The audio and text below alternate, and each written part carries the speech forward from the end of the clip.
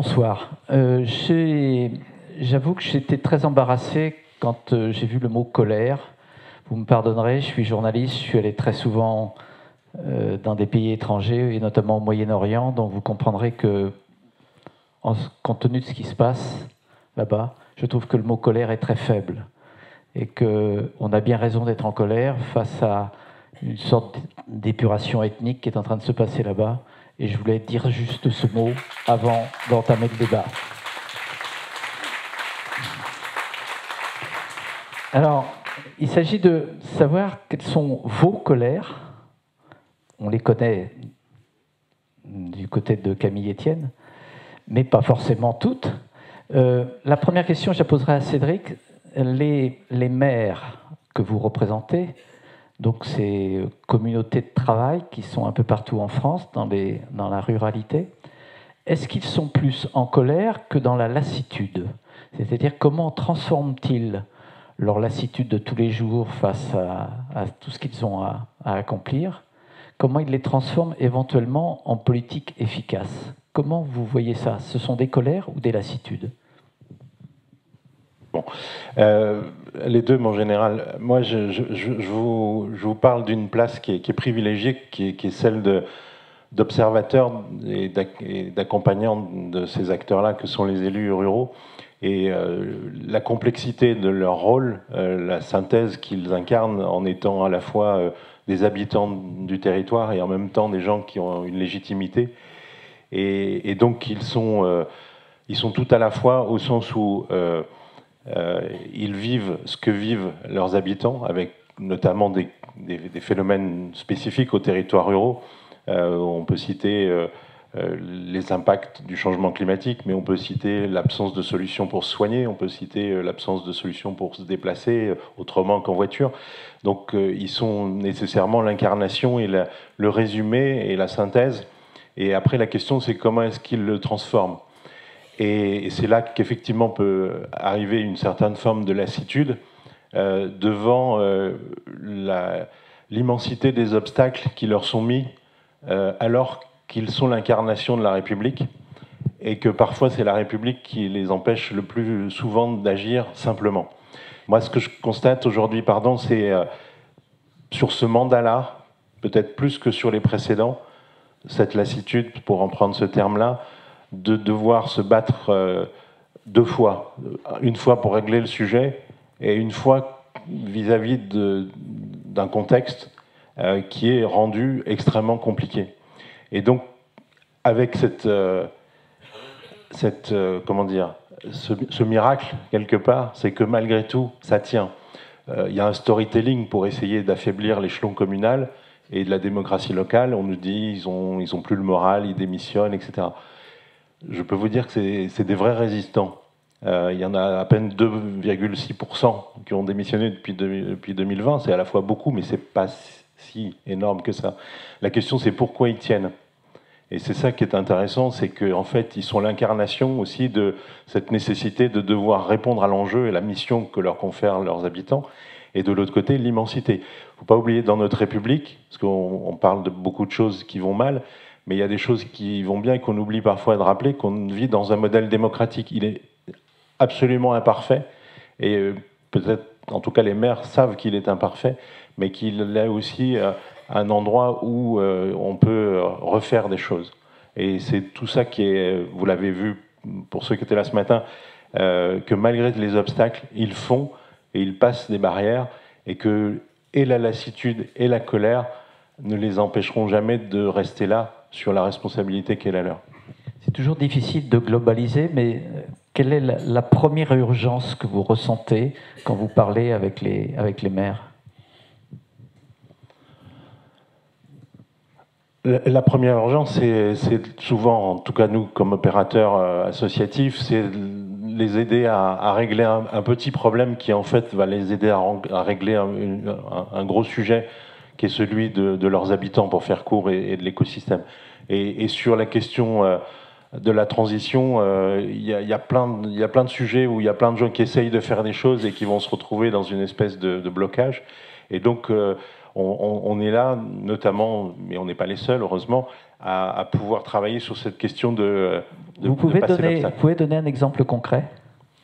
Oui, c'est encore une fois, c'est aujourd'hui, ça a été dit un peu ce matin, c'est la question de l'animation. Aujourd'hui, le monde rural, ici comme ailleurs, il a une caractéristique, c'est la moindre densité des opérateurs.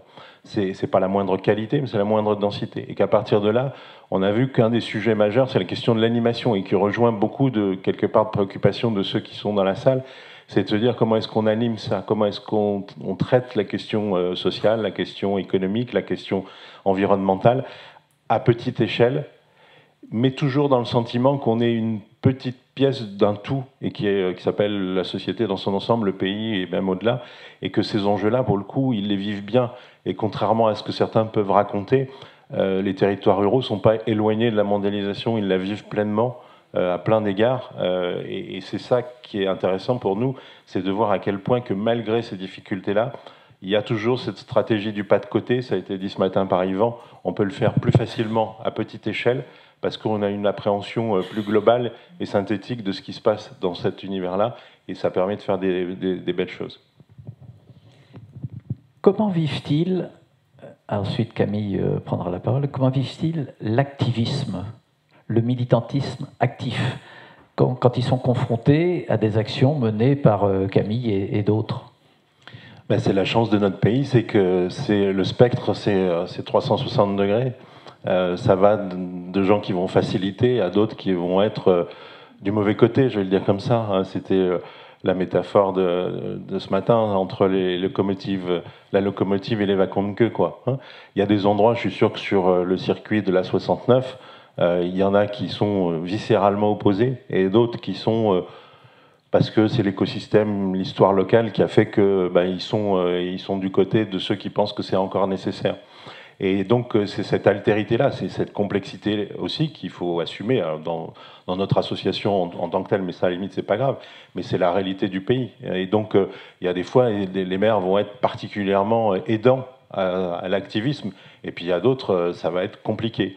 Mais il y a toujours à un moment donné un passage, moi j'ai des belles histoires comme ça où dans des sujets peut-être plus légères, mais un habitant avait développé une pratique culturelle dans la ferme de ses parents, et ça faisait 5 ans que ça durait, et c'était comme ça, mais ça déplafonnait pas, et le maire était plutôt rétif à ça, alors que ça créait de l'animation, de l'activité économique, etc.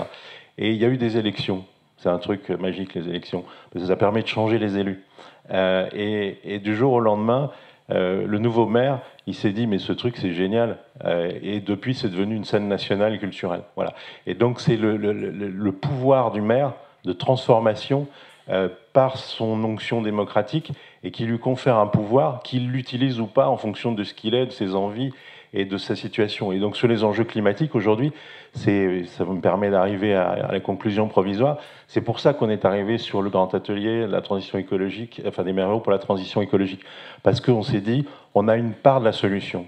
Et on a une part de la solution parce qu'on est ancré dans le local et dans le réel. C'est là que les gens vivent la souffrance de vivre dans des passoires thermiques. C'est là que les gens vivent les inondations. C'est là que les gens vivent toute une série de conséquences de l'agriculture. Moi, des maires de Haute-Loire qui m'appelaient cet été, ou l'été dernier d'ailleurs, déjà, en disant on est désemparés parce qu'on n'avait jamais vu ça, nos vaches n'ont plus d'eau. Et c'est pas l'agriculteur qui nous appelle, c'est le maire. Hein, donc il est porteur de cette responsabilité collective-là. Et donc c'est lui qui est là pour dire il se passe quelque chose ici. Hein. Et donc cette responsabilité, elle est majeure, mais comment est-ce qu'on la transforme en pouvoir d'action? Et c'est là où on a un des enjeux majeurs, c'est de retrouver de la capacité à agir sur cette maille particulière qu'est l'acteur public local, qui est le maire dans notre République. Et là, on a plein de choses à faire, et qu'on ne réussira pas la transition écologique si on ne les réarme pas. Ça, c'est une condition nécessaire. On parlait tout à l'heure de renversement. Ils pourront faire des choses magiques, même s'ils ne sont pas écolos pour dessous, si on leur redonne la capacité de le faire. Camille, vous avez un micro? Vous avez le micro? Là, il est là. Comment vous vivez vos relations dans vos actions, vos relations avec les maires? Est-ce que ce sont des partenaires? Est-ce que ce sont des adversaires? Vous faites d'abord des démarches auprès d'eux pour essayer de les convaincre? Ou est-ce que vous pensez qu'il faut passer en force pour les bousculer? général, hein. Mais je pense que c'est surtout, ça dépend totalement. Ce que vous avez dit, c'est qu'ils sont représentatifs de la société. Donc à ce niveau-là, on a de tout.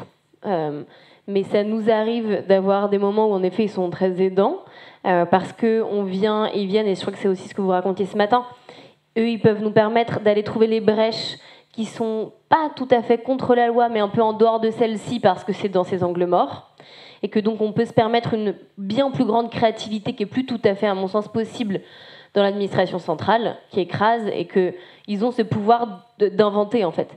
D'inventer, de réinventer, d'aller chercher ce qui se faisait avant ou ailleurs, mais d'avoir toutes ces initiatives dont vous avez déjà parlé ce matin.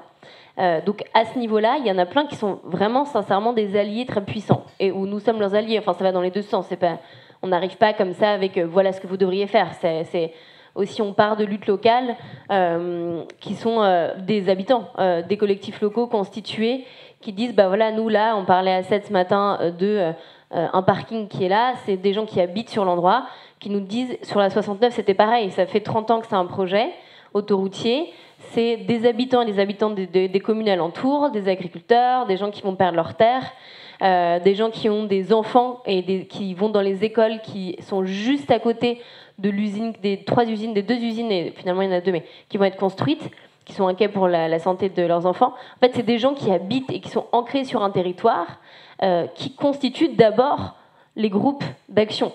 Et ensuite, ça remonte en disant, ok, bah là, on a besoin, parce que le rapport de force, en fait, c'est pas d'un côté les maires et ensuite l'État. Il y a beaucoup de liens. Et donc, justement, c'est exactement ce que vous disiez, c'est qu'ils nous disent, mais là, on arrive à un plafond de verre.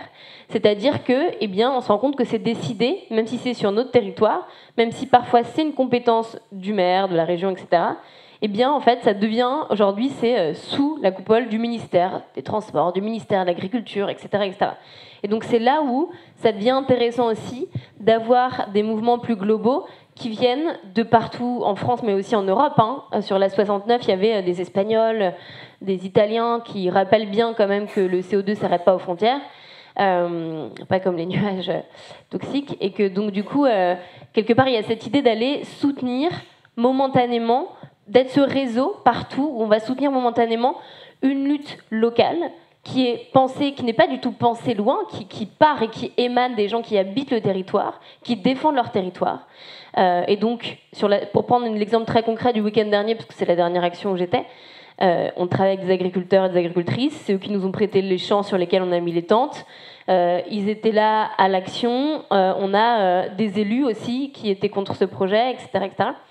Et donc, une fois qu'il y a cet ancrage-là très précis, eh bien, on a parfois besoin d'en faire des symboles. Et de se rendre compte que si on veut passer au-dessus de ce plafond de verre, on va avoir besoin d'avoir cet aspect national, voire même parfois international, qui vient de dire ça, c'est le symbole ancré dans un territoire, mais le symbole de ce qu'on refuse. C'est-à-dire des projets inutiles, des projets qui ont été décidés il y a 30 ans et qui ne peuvent plus, qui sont plus compatibles avec un monde à 1,5 degré.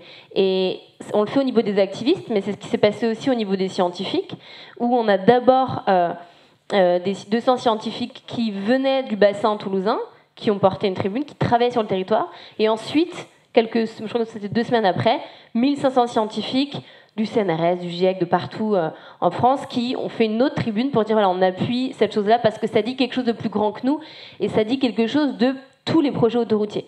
Donc voilà, c'est un exemple très concret, mais pour dire qu'en fait, c'est pas juste nous arrivons avec des grands principes et des rapports du GIEC en disant voilà comment vous devriez gérer votre territoire. C'est pas comme ça que ça se passe. C'est là où c'est bien en dehors des fantasmes médiatiques qu'on peut en avoir.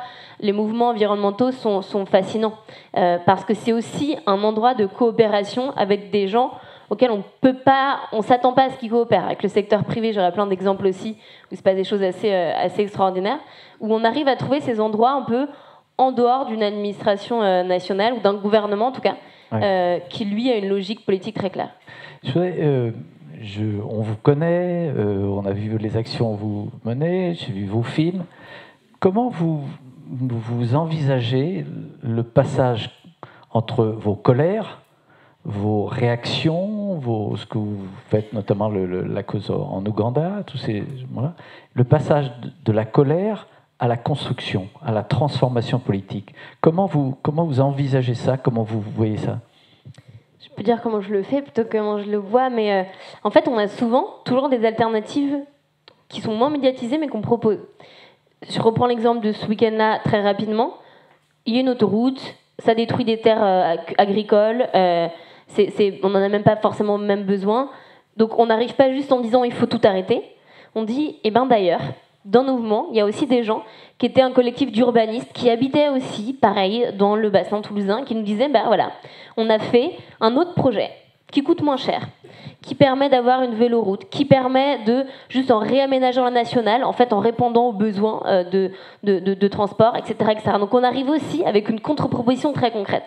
Et moi je me rends compte que c'est là, à chaque fois, où on a des victoires. Parce qu'en fait, on fait face à beaucoup de mépris et de fantasmes. Hein. On imagine qu'on est juste des gens à Paris dans la rue en disant sauvons les ours polaires et mangez du tofu. Donc en fait, quelque part, ça c'est une chance. Parce que du coup, leur mépris fait qu'ils ne se préparent pas quand ils nous rencontrent. Et que donc on joue beaucoup avec ça. Et moi, sur l'Ouganda, c'était la même chose, mais sur les... Ça vous permet de les surprendre? Totalement, mais sur les fonds marins. Je travaillais sur l'exploitation minière des fonds marins. Et on a tellement saoulé le cabinet du ministère, du secrétaire général à la mer, il a dit, prenez les écolos, là, faites-nous un petit rendez-vous à 16h.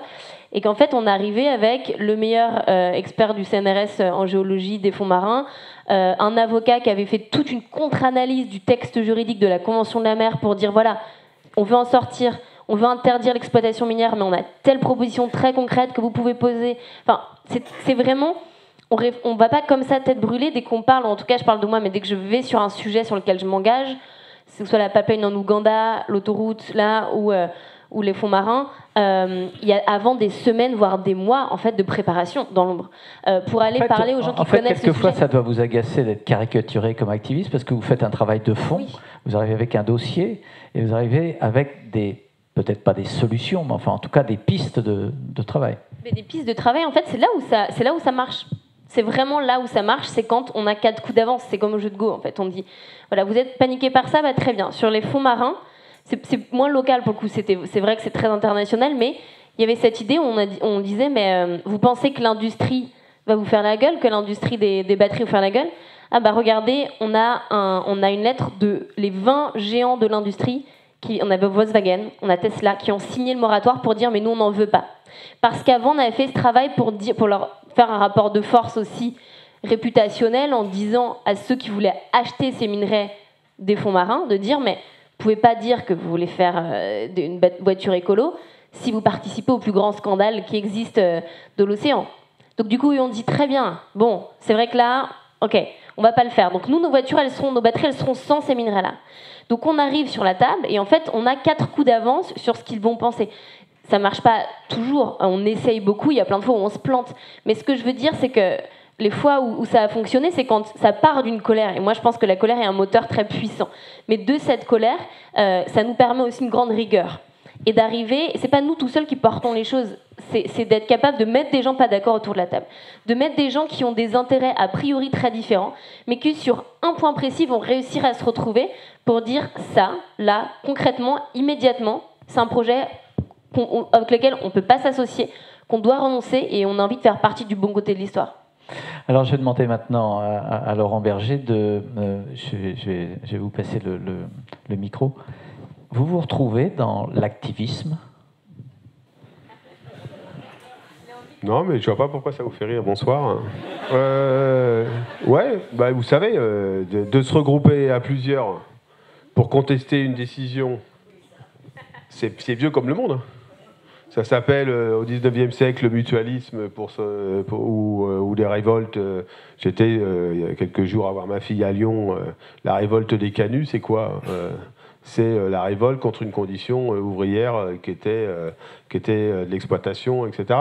Donc aujourd'hui, la semaine dernière, des salariés d'une entreprise de la grande distribution se sont réunis devant un hypermarché à Douai parce qu'il y avait un projet de cession avec des droits sociaux qui allaient être diminués fortement.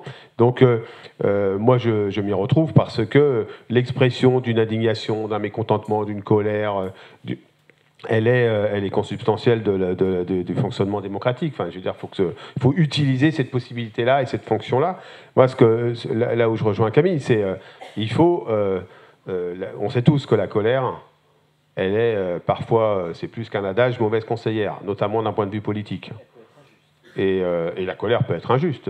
Je veux dire, vous pouvez être en colère contre telle ou telle situation et trouver un bouc émissaire pour expliquer que c'est de la faute de tel ou tel. Mais elle doit faire l'objet d'une contre-proposition et d'une expertise.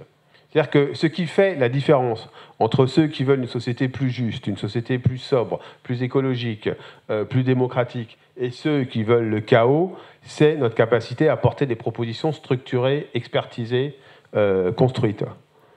C'est-à-dire que c'est plus compliqué, je vous l'accorde, que de dire c'est de la faute à un tel, aux immigrés, un machin, un truc, il y a qu'à Faucon, c'est plus facile. Mais toute l'action, qu'on soit activiste, syndicaliste, militant associatif, voire même élu local, c'est de passer à du constat et qu'on porte négativement, par le biais d'une colère ou par le biais d'une préoccupation lorsqu'on est élu, etc., à la capacité de construire une solution. De quoi crève une partie du mouvement progressiste dans ce pays? De l'incapacité à faire 3 idées qui font sens. C'est-à-dire que personne ne croit qu'on gagne le pouvoir dans ce pays et qu'on fait changer notre modèle de production, notre modèle de société, etc., simplement en gueulant. Il faut faire des propositions. Qui n'a pas besoin de gueuler aujourd'hui et progresse dans les sondages? Et donc, le rôle du mouvement activiste, comme du syndicalisme, comme tous ceux, c'est d'être en capacité de faire des propositions. Et là où c'est compliqué, c'est qu'elles ne sont jamais totalement la totalité de ce qu'on a souhaité. Et donc, c'est de construire les voies de passage et de redonner de la capacité à agir. Nous, quand on a créé le pacte du pouvoir de vivre, avec la CFDT, en regroupant 65 organisations environnementales, de lutte contre la pauvreté, d'éducation populaire, du mutualisme, etc., on a bien vu qu'il fallait des propositions et il fallait redonner des capacités à agir. Moi, je suis très d'accord avec ce que vous dites. C'est-à-dire qu'il faut redonner des capacités à agir. Il faut arrêter de faire croire aux citoyens que tout se réglerait d'en haut. Ça ne marchera pas. Ça ne marchera pas. Et ça ne servira que ceux qui soit vendent de l'espoir à bon compte dans un populisme light en disant voilà, soit ceux qui vendront des solutions radicalement différentes et qui emmèneront nos sociétés dans le mur d'un point de vue démocratique. Donc toute la difficulté, elle est, et moi j'ai trouvé ça très intéressant le développement de Camille, c'est de dire il faut qu'on vienne avec des solutions, et des solutions qui sont construites et qui mettent en face de nos interlocuteurs, quels qu'elles soient. C'est ça, dans le syndicalisme que je me suis évertué de développer avant de passer la main, c'est ça, c'est un syndicalisme de propositions qui montre des modèles alternatifs, qui montre des propositions alternatives. Si on n'est pas capable de le faire, on est sympa. Mais être sympa, ça ne suffit pas. Le reproche que l'on a pu vous faire, c'était de manquer de radicalité alors qu'on est dans un monde très radical. Est-ce que de temps en temps vous n'avez pas été tenté, vous aussi, d'être plus radical dans vos réactions face à des décisions du pouvoir ou de telles entreprises? Moi, je suis pour la radicalité des propositions et je suis pour la société du compromis. Et c'est compatible. Je pense qu'il faut transformer profondément notre modèle de production, qu'il faut transformer profondément la répartition de la richesse. Je suis depuis longtemps, depuis toujours, pour une réforme fiscale, pour une contribution plus forte des très hauts revenus. Je suis pour qu'on fasse plus d'efforts pour ceux qui ont le moins. Donc des politiques de solidarité à l'égard des plus pauvres. Je suis pour qu'on regarde dans une entreprise, dans un secteur professionnel, l'ensemble de la création de la valeur sur toute la chaîne et qu'on ne répartisse pas la richesse simplement aux donneurs d'ordre et qu'on n'oublie pas les sous-traitants, etc. Ça, c'est des propositions radicales. C'est radical. Et on peut aller plus loin. Et je pense que sur le domaine écologique, il faut évidemment une profonde transformation parce qu'on va dans le mur et qu'il faut sans doute avoir des propositions extrêmement fortes, ce qui est le cas de tout un tas de sujets. C'est-à-dire, on pourrait parler de la rénovation thermique des logements, vous en avez parlé. C'est-à-dire qu'aujourd'hui, qu'est-ce qui manque pour le faire? Sans doute un peu ici ou là des professionnels, hein, parce qu'on sait les difficultés dans ce secteur-là aujourd'hui. Enfin, on est aussi à un ralentissement du secteur du bâtiment et des travaux publics en ce moment, donc on pourrait très bien imaginer ça. Mais il manque juste une volonté politique, des moyens dédiés et une organisation facile de tout ça pour que ça puisse se faire. La question, c'est, tout le monde sait qu'une démocratie, qu'une société, enfin une société surtout d'ailleurs, c'est la confrontation d'intérêts divergents. Et qui pense que le futur d'une société, c'est qu'elle fasse exactement tout ce que moi je pense? Ça a été tenté. Ça ne s'appelait plus des démocraties à la fin. C'est-à-dire qu'on peut porter des choix radicaux, et moi je pense que c'est ça qu'il faut porter, qu'ils soient des choix de fond, et pas la réaction à la proposition d'un tel ou un tel qui seraient des adversaires, des propositions de fond, et qu'il faut trouver les voies de passage. Je donnais un exemple tout à l'heure quand on discutait, c'est... Nous, on a fait un rapport sur la fin du moteur thermique dans l'automobile. L'automobile, la CFDT, et dans certains grands constructeurs, la première organisation syndicale, etc. Il n'y avait aucun des scénarios, on l'a fait avec une organisation environnementale, aucun des scénarios qui était un scénario où il n'y avait pas des pertes d'emploi. Tous, c'était la fin du moteur thermique, c'est les pertes d'emploi. Et les pertes d'emploi, ce n'est pas tellement à Renault, à Stellantis, etc. C'est la perte d'emploi dans des bassins d'emploi, dans les fonderies, dans les sous-traitants de rang 1 et de rang 2, souvent dans des zones plutôt rurales, que là où on a le sentiment que tout se passe au niveau de l'automobile, etc. Il y a des pertes d'emploi. Mais une fois qu'on a fait ce rapport, qui était expertisé, qui montrait qu'il y allait avoir des pertes d'emploi, etc., le vrai sujet en termes de voie de passage, c'est d'aller voir les travailleurs et les travailleuses concernés, puis de leur dire, ben voilà, le constat, c'est ça. La décision, elle est là, elle est prise. C'est la fin des moteurs thermiques. Il y a bien d'autres difficultés avec les moteurs électriques, mais ce n'est pas l'objet de ma démonstration là. Mais vous allez être impacté. Moi, je ne crois pas que les gens soient... Je crois qu'il faut faire confiance à l'intelligence individuelle et collective. Moi, je l'ai fait, d'aller avec ce rapport dans différentes usines, en disant, ben voilà, vous n'êtes pas toujours accueillis en héros, hein, on ne va pas se raconter d'histoire. Mais sauf que les gens, ils savent ce qui va se passer. La question, c'est, ils voudraient qu'on s'occupe aussi de la façon, du chemin, de la voie par laquelle ça va se passer. Et là, je suis désolé, il faut des contre-propositions, il faut se creuser la tête, il faut des moyens, d'où la répartition de la richesse qui devrait être autre dans le pays, mais il faut aussi des compromis. Parce que ça ne se passera pas sans compromis. Je ne crois pas du tout que ça se passera sans compromis. Ou alors, on abandonnera une partie des gens, et moi, quand il n'y a pas de compromis, souvent, c'est les plus fragiles qui trinquent. Alors, vous me permettrez, ensuite je demanderai à Cédric de réagir. Un secteur que vous connaissez bien, c'est votre secteur d'origine de la région nantaise. À Saint-Nazaire, on construit des bateaux énormes, gigantesques. C'est un bassin d'emploi qui se porte très très bien. Si vous allez à Saint-Nazaire et que vous leur dites on arrête de construire ces bateaux, vous n'allez pas être accueillis très facilement. Non, mais il faut arrêter de construire ces paquebots. Non, mais ce qui pêche, c'est l'absence de capacité à dire les choses. Il faut arrêter, bon, au-delà que chacun son truc, mais passer des vacances dans un immeuble, je trouve ça chiant, mais enfin, je n'ai pas essayé en vrai. Mais il faut arrêter parce que ça a un effet désastreux. Mais est-ce qu'on sait faire autre chose? À Saint-Nazaire, on est en train de faire de l'éolien flottant. Pour la première fois, quand j'y suis allé la dernière fois visiter les chantiers, il y avait autre chose qu'un bateau. Voilà, depuis tout petit, j'ai vu des pétroliers, des machins, des trucs construits. Ça s'appelait une plateforme d'éolien offshore. On sait le faire, ils savent le faire. Ils peuvent faire des bateaux, ils sont en train de travailler sur le transport d'un certain nombre de matériaux avec des cargos qui seraient à voile. Alors, pas la voile en tissu que vous imaginez et que j'imaginais avant de regarder le truc précisément, c'est avec des systèmes de voile, etc. On sait faire. Par exemple, un des enjeux majeurs demain de la décarbonation de nos modèles, c'est quand même le transport maritime. Et donc, ça, il faut montrer qu'il peut y avoir d'autres possibilités. Et que là, l'apport de la science, l'apport de la technologie, l'apport de capitaux privés pour financer de la recherche, de l'innovation, etc., il est fondamental. Parce que l'acceptation sociale de la transformation écologique, elle est presque aussi importante que la finalité de la transformation écologique. On a cité les gilets jaunes tout à l'heure. Les gilets jaunes, ne racontons pas d'histoire. Le point de départ de la révolte des gilets jaunes, c'est, qu'on le veuille ou non, la contestation d'un tout petit truc qui était grandement insuffisant pour faire face à la transition, à la transformation écologique, qui était une taxe sur les carburants. C'est ça la contestation. Et qui a mené après en disant on n'a pas de quoi vivre décemment, on se sent relégué, notre travail ne paie plus, les services publics ont déserté, etc. Le point de départ, c'est non, cette politique-là, on n'en veut pas. Cette politique, elle était très insuffisante, je ne reviens pas là-dessus, etc. Elle était une petite orientation, inflexion sur la question écologique.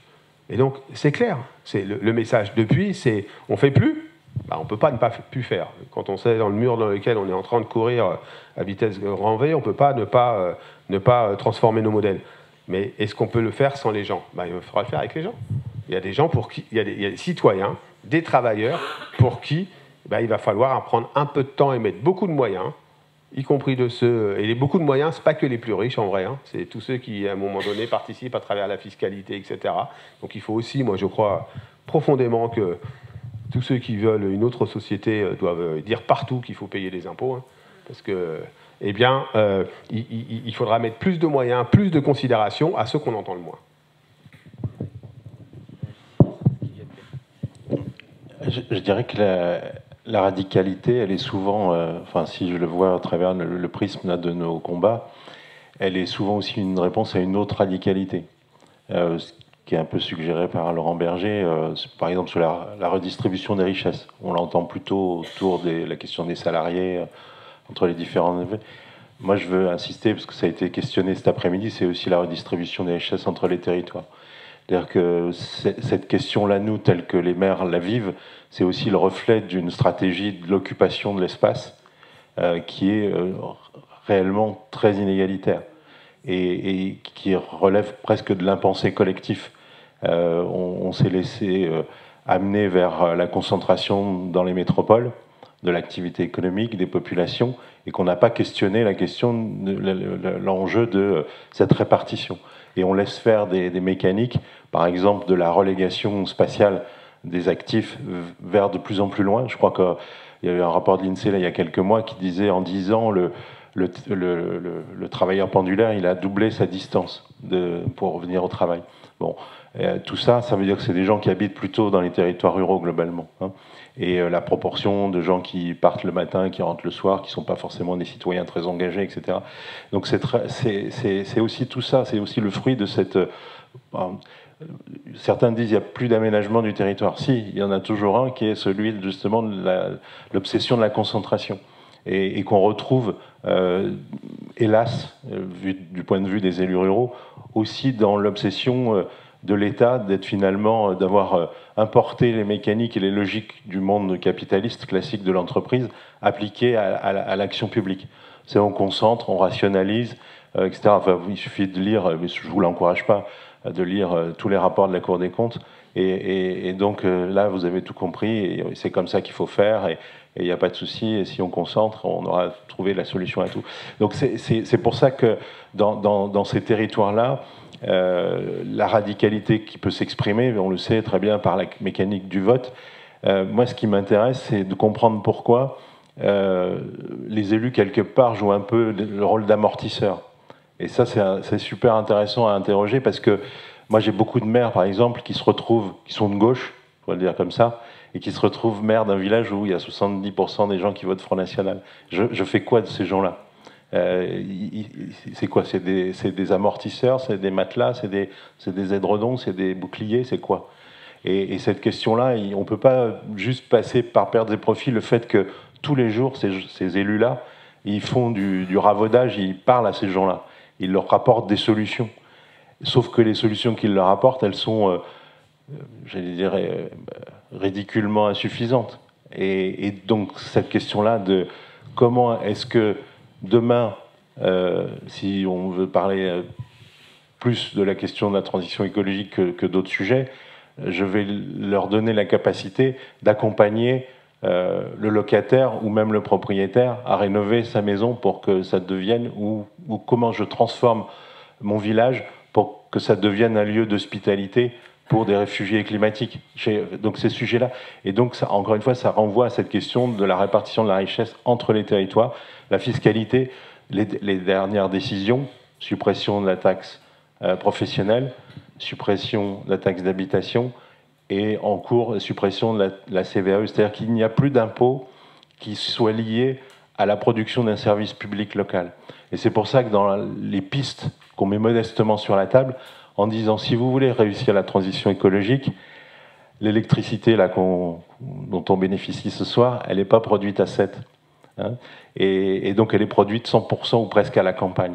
Et donc comment est-ce qu'on redistribue? Et c'est pour ça que il y a toujours des phrases comme ça dans les universités d'Utopia, il y a de l'espoir. Et dans cet espoir, nous, tel qu'on l'écrit, et tel qu'on le suggère, et tel qu'on essaye de l'amplifier d'abord auprès de nos élus, parce que c'est pas tout d'être dans l'incantation, c'est comment est-ce qu'on les amène à tricoter, à faire du 1+1, et de se dire aujourd'hui, on va pouvoir installer des éoliennes, on va pouvoir installer du photovoltaïque, mais de manière rationnelle et raisonnable, et qu'on torde le cou à l'idée que c'est encore fait pour éclairer les urbains. Hein. Et ce défi-là, il est considérable. Mais alors, je vais aller à l'encontre de « il y a de l'espoir », parce que je connais beaucoup de maires qui disent « moi, je fais ce que je peux, mais c'est Paris qui décide de tout ». Donc cette espèce de verticalité, c'est quand même l'obsession de beaucoup de maires. C'est-à-dire ils ont l'impression que c'est pas eux qui décident. C'est vrai, c'est faux parce que tous les jours, et je peux essayer de susciter la réflexion et l'imagination de chacun ce soir dans la salle. Imaginez-vous un pays où il n'y a pas d'action publique locale. Je peux vous garantir que ça irait beaucoup plus mal. On a parlé, dès qu'on vient sur une scène, on nous parle des gilets jaunes. Ça tombe bien, c'est nous qui avons ouvert les mairies pour dire aux gens, déversez votre colère autrement que sur un rond-point. Dans les cahiers de doléances. Dans les cahiers de doléances et de propositions. Oui, mais ils sont où les cahiers? Ils sont dans des tiroirs. Non, dans mon bureau. Oui, mais bon. Et ils sont le 15 novembre à l'Assemblée nationale. Il y a un travail qui est fait par des gens qui se sont posé la question, peut-être certains les connaissent ici, de qu'est-ce qu'on a fait des cahiers de doléances. Moi, je les ai mis 100% de mes cahiers de doléances et de propositions, je les ai mis à la disposition de ce réseau-là. Donc, je sais que la version officielle des cahiers de doléances, qui avait été fait par le ministère de l'Intérieur et de l'AMF, après ce qu'on a fait nous, c'est aux archives nationales. Ça, c'est vrai. Mais il y a une partie du matériau, nous, on l'a toujours mis en libre. Donc, là-dessus, la question, elle n'est pas tant de savoir où sont les cahiers. La question est de savoir qu'est-ce qu'on en a fait. Et aujourd'hui, c'est quoi la réponse sur la mobilité, sur l'accès aux soins, sur la transition? On peut toujours dire des plans, vous avez raison, et en ça que vous avez raison, on l'évoquait tout à l'heure, le schéma, la stratégie nationale de la planification écologique, c'est joli ça, hein, c'est sorti il y a 15 jours, 3 semaines, et c'est une note, et elle est formidable, et tout va arriver, c'est même pas forcément de Paris d'ailleurs, parce que là aussi, ça c'est la France, on est toujours un peu schizophrène là-dessus, parce que nos élus, ils se le disent entre eux. Ils disent finalement, on est assez cons pour reproduire en local ce qu'on reproche au national. C'est-à-dire qu'on recrée des hiérarchies, on recrée de la verticalité à l'échelle locale. Et ce qui effectivement fragilise la capacité d'action. Mais ça, ils le font aussi parce que c'est une règle, et je le dis souvent comme ça, nos maires, ils sont plus républicains que la République. Et quelque part, il y a ceux qui font le pas de côté, mais c'est les mêmes qui aussi acceptent la règle du jeu qui est insupportable. Et je dis, moi, enfin, je le dis au nom de tout ce réseau qu'on anime, c'est si vous voulez vraiment qu'on fasse tous ces efforts-là, toutes ces mécaniques-là, il va falloir changer un certain nombre de règles de jeu.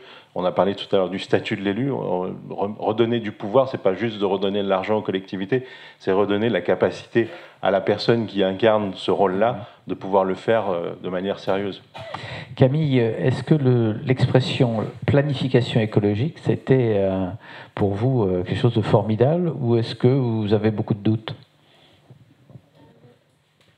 L'expression, oui, la réalisation, non. C'est-à-dire que l'expression était importante dans l'idée de dire justement, il y a quelque chose où on met la force productive d'un pays au service d'une urgence.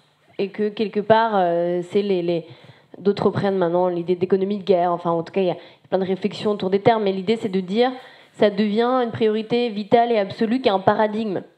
Et donc, à travers ce paradigme-là, alors, on organise la société, voilà, son appareil productif et tout le reste, au service de ça.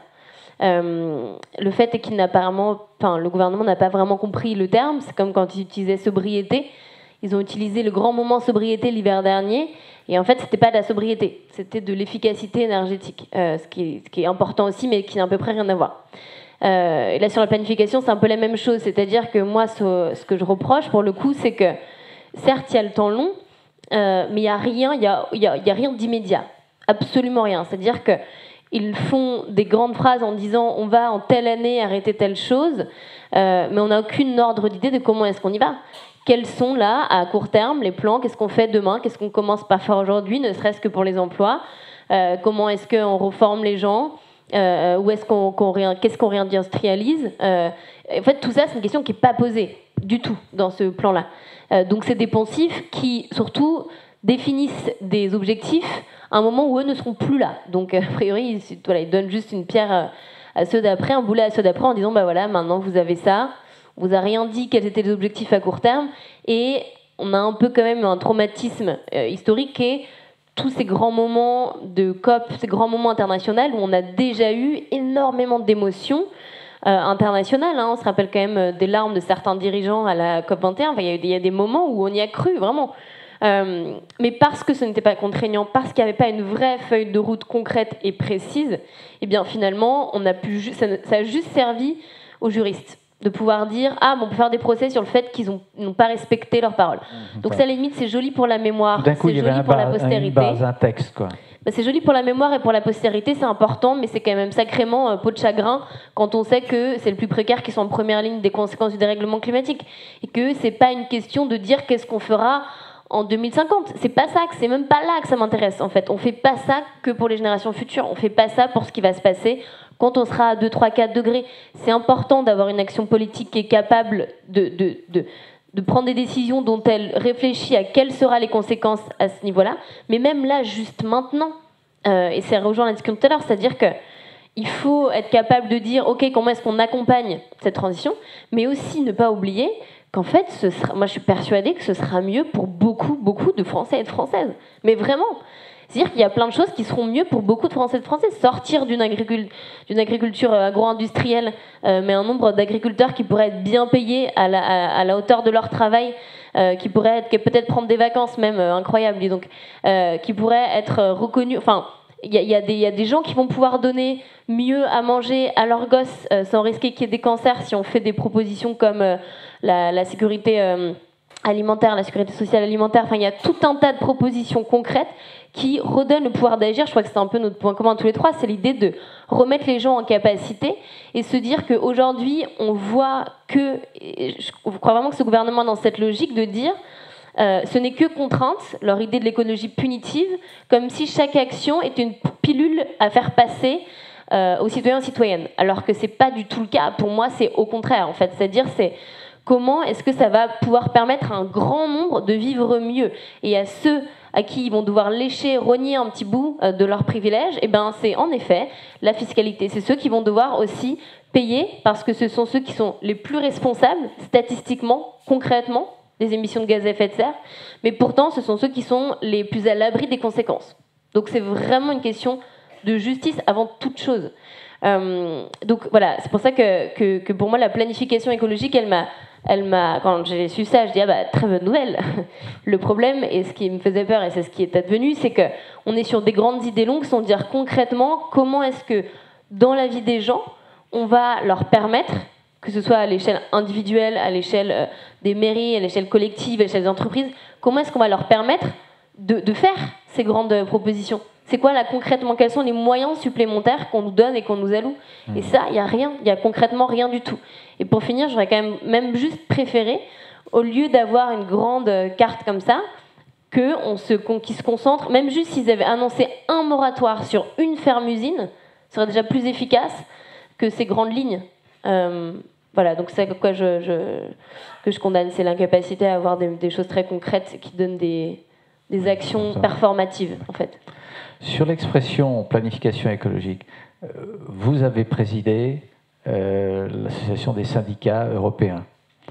Est-ce que c'est quelque chose, c'est un concept, c'est une idée qui germe bien, qui est concrète, comme dirait Camille, en Europe, ou est-ce qu'il y a des différences très importantes? Je vais revenir là-dessus, à cette question qui est fondamentale, parce que ça dit des choses de l'acceptation du monde ouvrier, du monde du travail. Mais depuis septembre, moi je suis très sensible à ce que vient de dire Camille. Depuis septembre, on nous a dit, on dit planification, hein, même c'était avant septembre écologique, mais on nous dit une écologie à la française. Moi je ne sais pas ce que c'est, l'écologie à la française. Pas une écologie punitive. Il faut remettre l'interdiction de location des passoires thermiques à plus tard. C'est vrai que ça cause des problèmes de logement, mais il n'y aura rien sans effort, rien sans difficulté. Donc il vaudrait mieux regarder comment.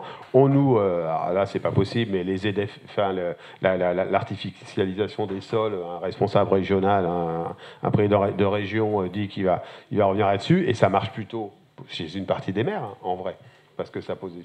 Tout ça, c'est toujours pour montrer qu'en fait, la transformation écologique, ça peut attendre, quoi. Et ça, c'est dramatique, parce que tout le monde sait qu'on est en train d'en voir les effets, et il y a un effet exponentiel et d'accélération qui est fondamental. Et donc, je reviendrai sur ce que ça me fait dire sur la façon de présenter les choses si on veut essayer de construire une autre alternative. Au niveau européen, c'était très dur. Cette question de transformation écologique, de transition. On parlait de transition écologique au niveau de la Confédération européenne des syndicats. Moi, je me rappelle m'être affronté avec des camarades polonais. D'ailleurs, on parle beaucoup de ce qui va mal, etc. On a parlé de la montée des régimes autoritaires, etc. Il y a quand même une bonne nouvelle en Europe, hein, ces derniers temps. C'est quand même qu'un groupe politique qui faisait de la discrimination à ses frontières quand il y a eu des réfugiés ukrainiens, et si les réfugiés qui venaient d'Ukraine étaient noirs, ils ne les acceptaient pas, qui faisait des zones d'interdiction aux personnes LGBT, etc., qui étaient anti-européens d'une certaine manière, qui étaient anti-écolo, etc., se sont fait sortir. Ils se sont fait sortir.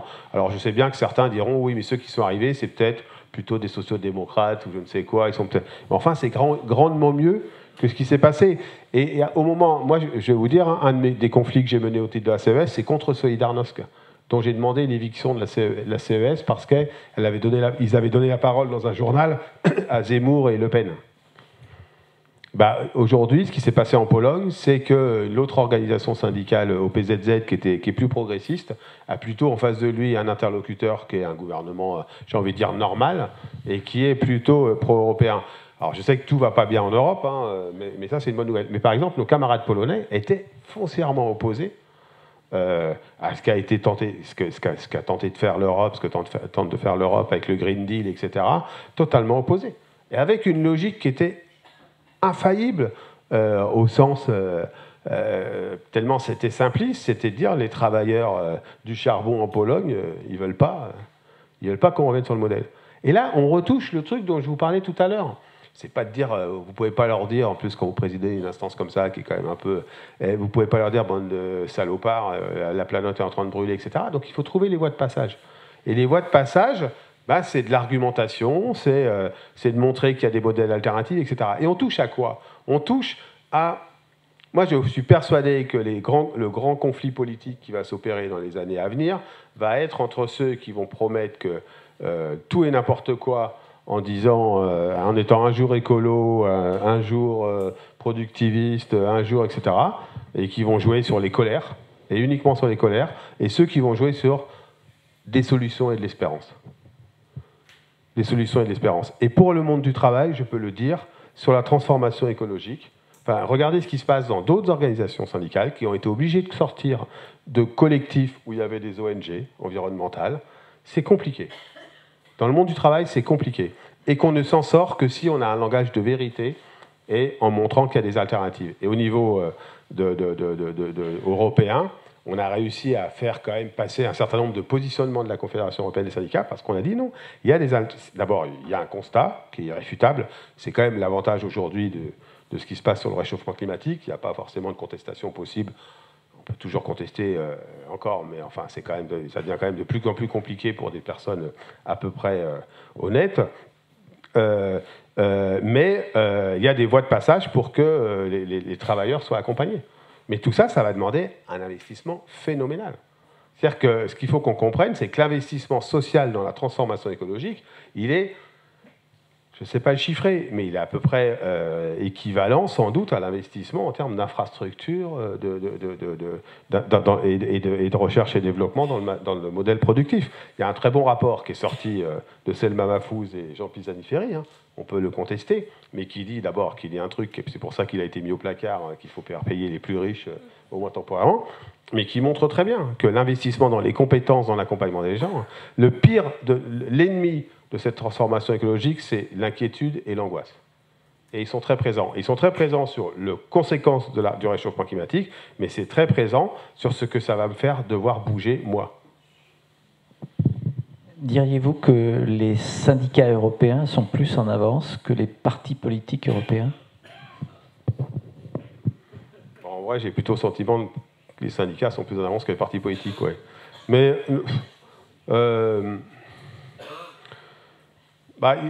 moi, je me suis toujours battu au sein de la Confédération européenne des syndicats pour les consensus. Je préférais faire passer une position à 70-30 que faire passer une position par consensus. Je pense qu'on crève des consensus. Je crois au compromis, moi. Je ne crois pas qu'il faut qu'on ait des consensus. Donc, au niveau de la Confédération européenne des syndicats, ça a été très compliqué, hein. On a eu un passage, je vous le dis, pendant mon mandat sur le salaire minimum en Europe. Et voilà, vous savez, c'est les syndicats européens, nationaux, ils sont comme les partis politiques nationaux ou que les gouvernements nationaux. Ils sont très européens à Bruxelles et quand ils reviennent chez eux, ils sont très nationalistes. Enfin, en tout cas, ils sont très leurs intérêts propres. Donc, quand vous voulez faire un salaire minimum au niveau européen, ça a quelques conséquences sur la sous-traitance automobile pour certains grands pays européens. Ça a quelques conséquences pour le système de négociation collective dans les pays nordiques. Et donc c'est compliqué. Mais je crois qu'on arrive quand même à trouver une voie de passage. Après, il faut être très honnête, le syndicalisme, il est aussi sur un champ d'action qui est plus restreint que les partis politiques. Mais moi, j'ai toujours cru qu'on soit un parti politique, une association, une organisation syndicale, que c'est quand on arrête de pédaler qu'on se casse la gueule. Quand on arrête de pédaler, ça veut dire quoi? C'est quand on arrête de réfléchir, quand on arrête de regarder la complexité du monde. Moi, j'aime bien les gens qui, à un problème, ont la solution dans les 2 secondes, mais souvent, je m'en méfie quand même, quoi. C'est plus compliqué que ça. Et donc, il faut intégrer la complexité des sujets qu'on a en face de nous. Ils sont extrêmement complexes. Ça ne veut pas dire qu'on ne peut pas les résoudre, ça veut dire qu'il faut en intégrer tous les éléments. Et ce que je reproche, moi, trop souvent en parti politique, c'est qu'ils ont arrêté d'intégrer cette complexité. Ils sont sur l'écume. Et ça veut dire qu'il faut plonger dans la machine. Il faut plonger dans la machine pour savoir sur les grands équilibres à trouver, en termes de production environnement, en termes de répartition de la richesse versus investissement quand même à la performance économique, en termes de liberté, reconnaissance de la place de chacun dans la société et en même temps de construction du commun. Tout ça, ça va être des voies de passage extrêmement compliquées à aller chercher. Et on n'est pas... enfin, tu évoquais... en introduction, un autre sujet dramatique dont on ne parle pas évidemment ce soir, ce n'est pas le sujet, mais ce qui est en train de se passer en Palestine, eh bien, je veux dire, on attend des hommes et des femmes politiques qui ne soient pas dans le slogan ou dans le tweet. On attend qu'ils soient dans la solution, dans ce qu'on pourrait faire, même si on sait que ce n'est pas forcément eux, et pas de réagir à tel ou tel juste pour faire un peu de mousse. C'est-à-dire qu'il faut qu'on sorte de la mousse, c'est-à-dire qu'il faut qu'on aille dans la profondeur des sujets pour essayer de trouver les voies de passage. Et les voies de passage, elles ne nous satisferont pas totalement. Moi, je n'ai jamais signé un compromis qui me satisfaisait à 100%. Mais je n'ai pas connu d'autres voies de passage.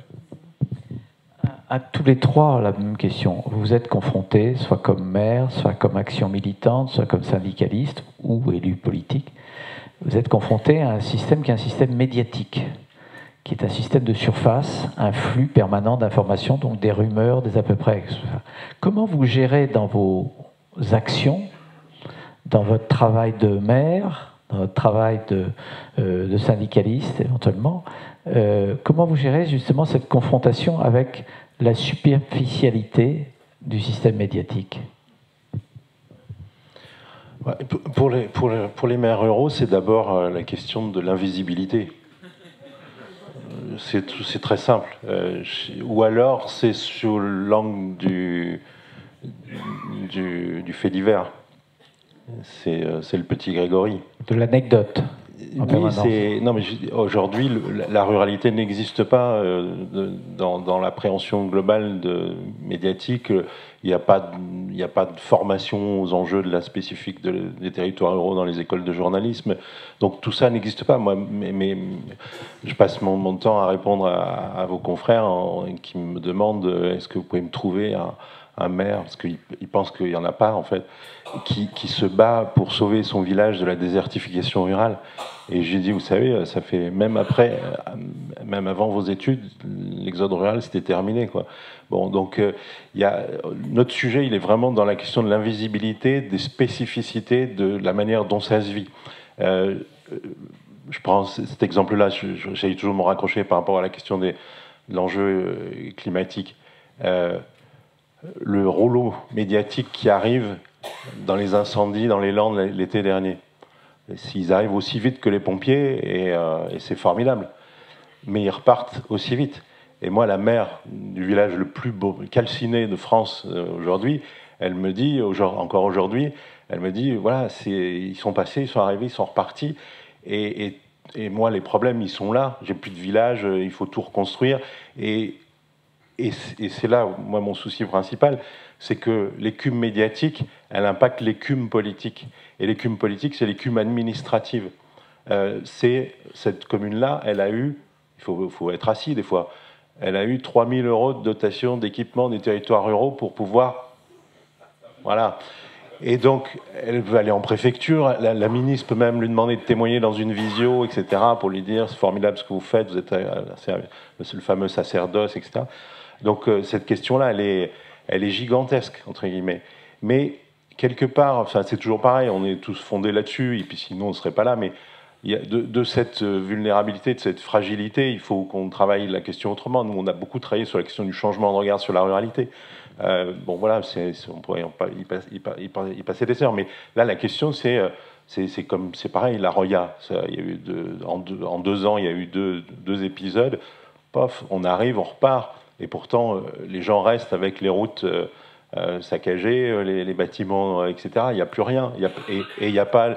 Donc, nous, si j'agrège tout ça, c'est clair que de toute façon, tant qu'il n'y aura pas d'intérêt à changer les règles du jeu médiatique, mais de toute façon, à la limite, c'est toujours le problème du rapport à la densité et du nombre d'habitants.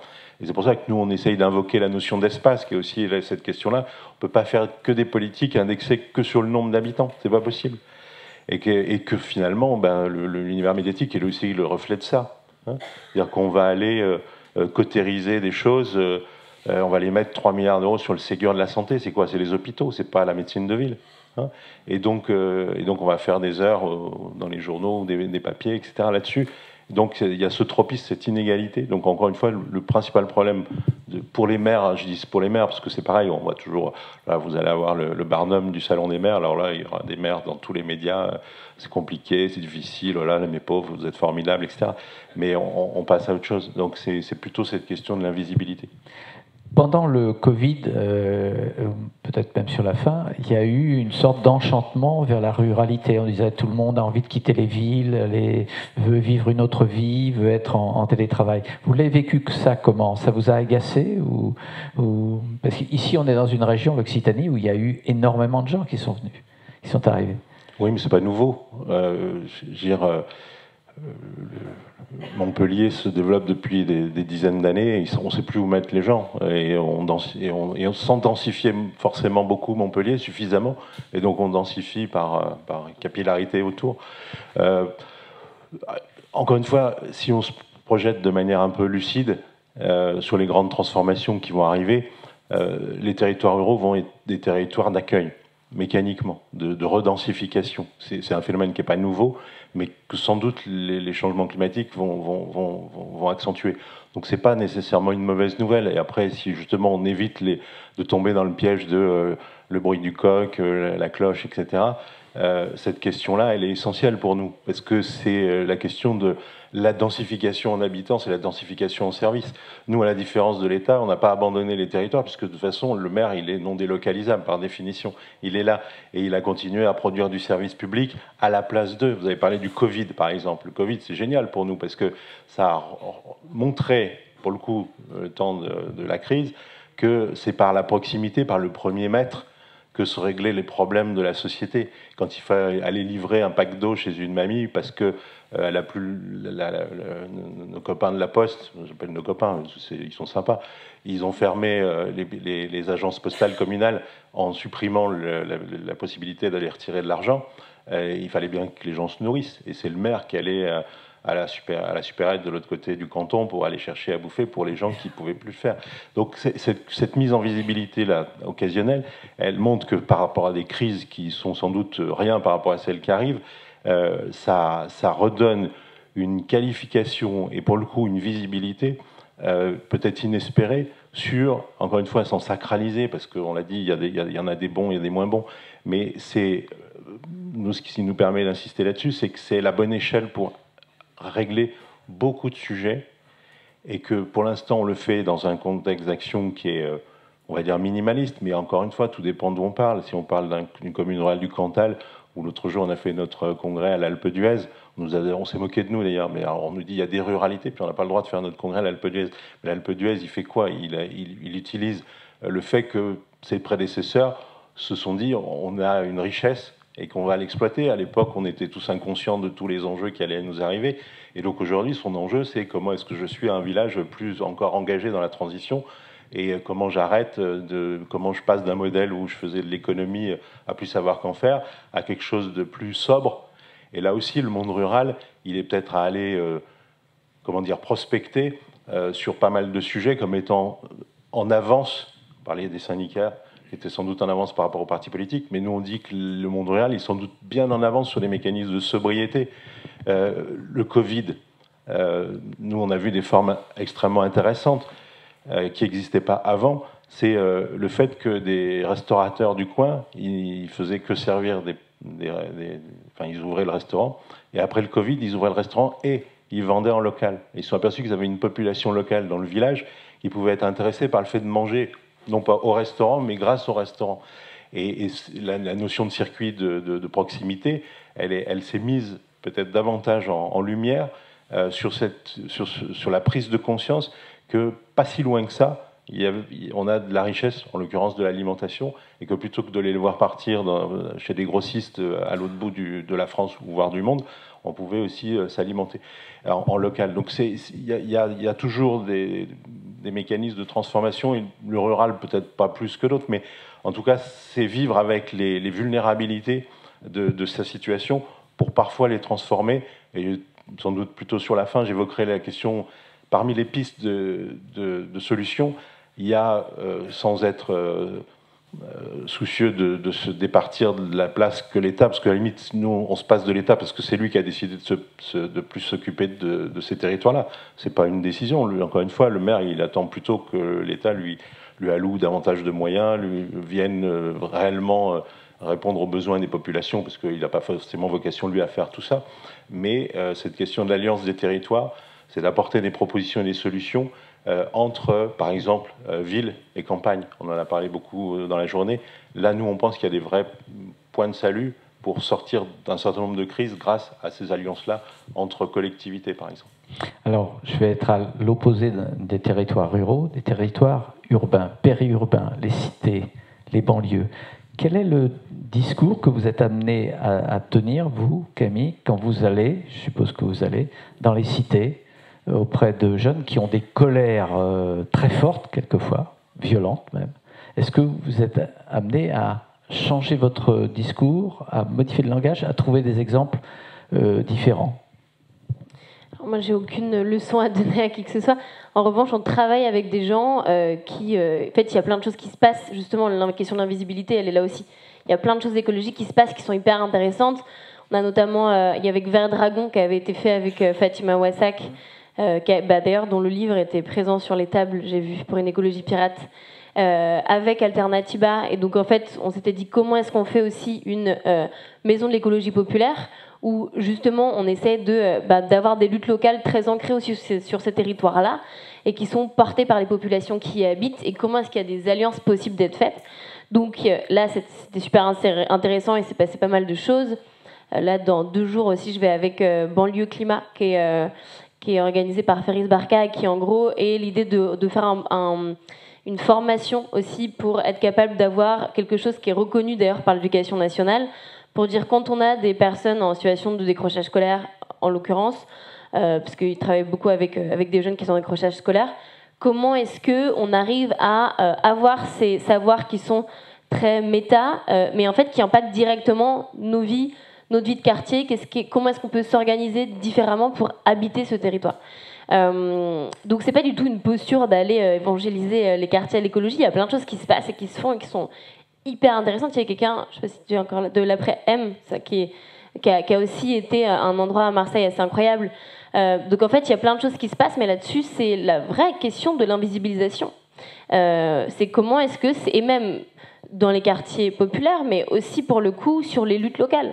Quand on parlait du fantasme, moi je me suis beaucoup battue contre l'idée de génération climat, parce que je trouve, déjà c'est faux. On en a déjà parlé un petit peu, donc je vais pas revenir, mais déjà factuellement c'est faux quand on regarde les enquêtes sociologiques. On travaille avec des chercheurs du CEVIPOF qui montrent que 2/3 des personnes engagées bénévoles dans les associations répètent ce sont des personnes retraitées. Donc c'est pour ça qu'il faut partir à la retraite aussi en bonne santé.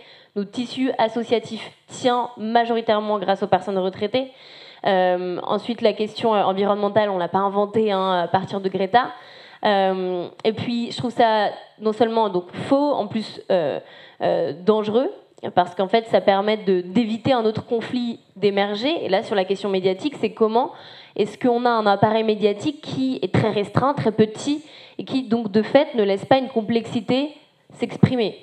Et donc, si on parle d'un conflit, si on met sur un plateau un boomer contre moi, jeune génération sacrifiée, et ben en fait, voilà, là c'est super, c'est vraiment de l'ordre du diviser pour mieux régner. Je m'engueule, moi et mon grand-père chasseur.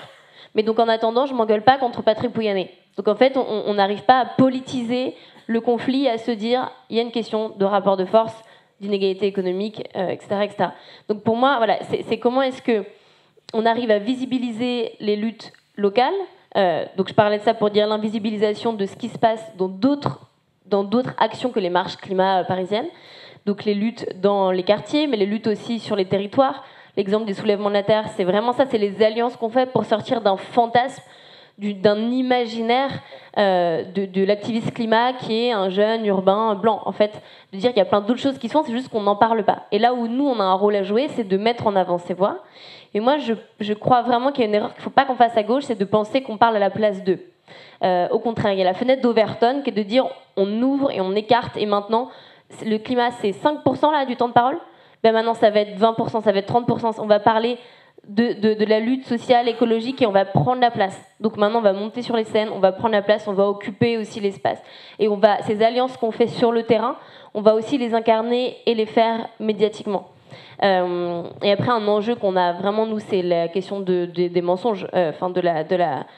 On doit vraiment lutter, là, très concrètement, avec des récits alternatifs qui cherchent à criminaliser des mouvements. Encore une fois, exemple du week-end dernier, on a quand même quelque chose qui a été largement relayé par la presse. Un ministre, donc Gérald Darmanin, qui a dit qu'on avait utilisé 20 drones pour coordonner des lancers de pierres sur les forces de l'ordre.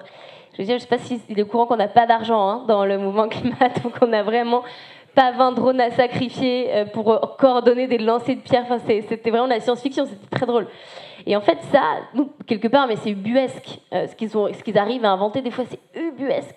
Mais sauf que puisqu'ils ont ce relais médiatique plus direct, en fait, ils peuvent imposer un récit collectif qui, certes, participe de ce fantasme, participe de l'idée de activistes ultra-violents, radicaux, cagoulés, ou de gens qui ne viennent que de Paris et qui sont cantonnés à juste faire des marches pour le climat, et qui veulent faire une écologie punitive, etc. etc.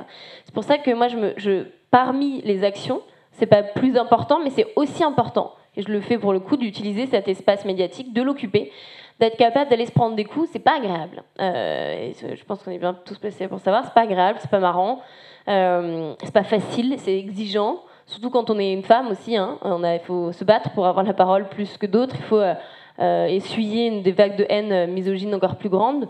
Ça demande une rigueur, on doit faire 4 fois plus pour être autant considéré.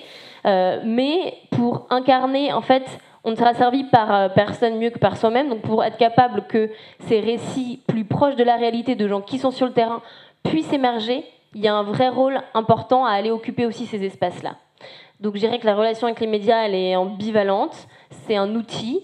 La chose à faire, peut-être que je me suis rendu compte en étant médiatisée jeune, et on est toute une génération aussi un peu, la génération Greta, où on grandit et on se construit avec des projecteurs braqués, donc c'est très délicat, et je crois qu'une pensée, elle n'est jamais tout à fait finie, mais à l'ère des réseaux sociaux, et à l'ère d'un moment où on garde tout dans ses mémoires numériques, vous dites une phrase quand vous avez 18 ans, on vous la ressort quand vous en avez 25 ans, c'est très étrange de vivre ça, même plus tard.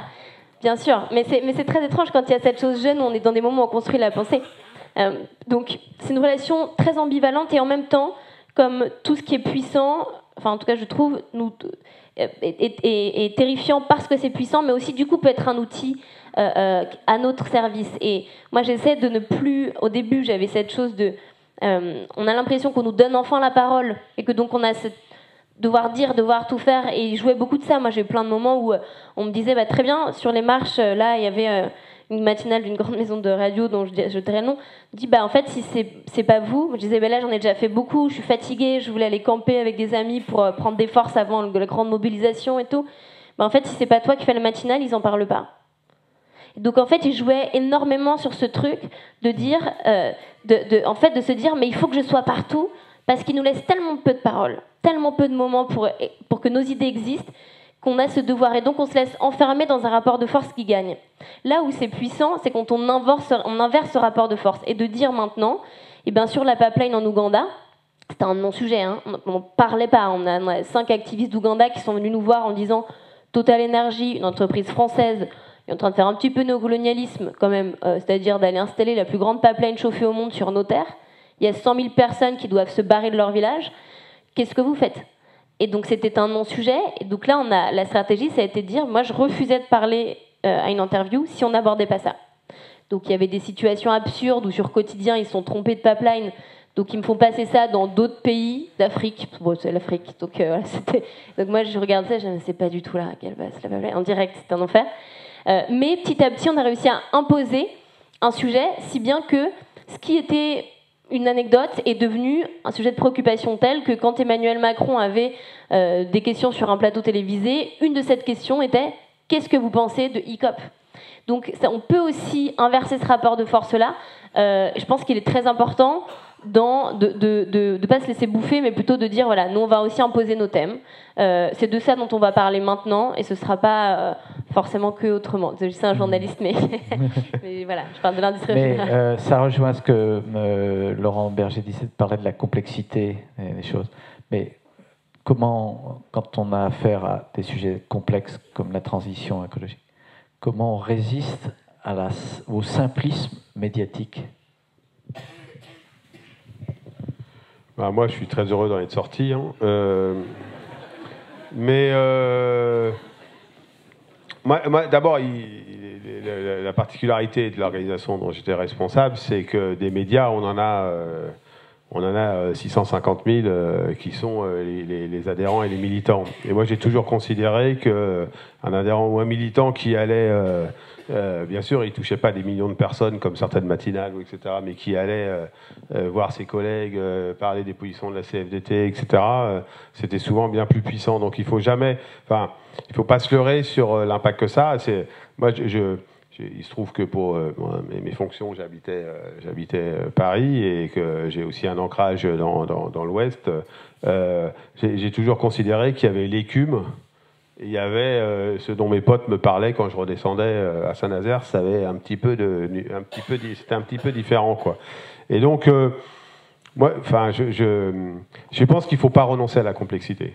Il ne faut pas aller vers les commentaires des petites phrases des uns et des autres, parce que le lendemain, ça n'existe pas, parce qu'il y a de nouveau des petites phrases que soi-même on peut avoir alimentées. Il ne faut jamais céder à l'outrance ou à la facilité. Il faut garder la maîtrise. Enfin, moi, pendant longtemps, j'ai été considéré comme ultra chiant dans les médias. Je m'en fous, en fait. Ouais. Mais voilà. Mais à la fin, moi, ce que m'intéressait, c'était de faire progresser les propositions de la CFDT, la faire progresser elle-même, etc. Vous pouvez faire du buzz extrêmement rapidement. Hein. vous dites un truc ultra raide, ultra facile, pas confirmé, mais c'est pas grave, voire vous en dégommez un, et c'est pas l'envie qui manque, hein. Verbalement je parle, hein.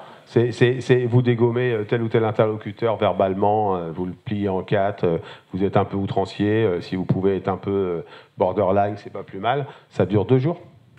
Alors on vous en parle pendant 20 ans, mais ça dure 2 jours comme intérêt. Enfin, il n'y a pas d'intérêt d'abord, puis ça dure 2 jours, puis après on passe à autre chose, ou alors vous tracez le sillon. Moi je crois que militer, c'est tracer le sillon. Jour après jour. C'est des fois fatigant, parfois il faut répéter 20 fois les affaires. Parfois, il faut refuser de répondre à une question qui revient par 5 intermédiaires, 5 posés comme si vous ne l'aviez pas compris la première fois, 5 fois, etc. Mais c'est vous c'est vous qui dites ce que vous avez envie de dire. Moi, personne ne m'a jamais obligé à dire ce que je n'avais pas envie de dire. Et donc, il faut l'utiliser, parce que c'est un pouvoir, aujourd'hui, mais il ne faut pas en faire le seul élément. Moi, j'avais cette conversation avec Edmond Maire à la fin de sa vie. Je disais, Edmond, il faut que tu comprennes un truc. C'est que tu avais 3 chaînes de télé quand tu étais secrétaire général de la CFDT.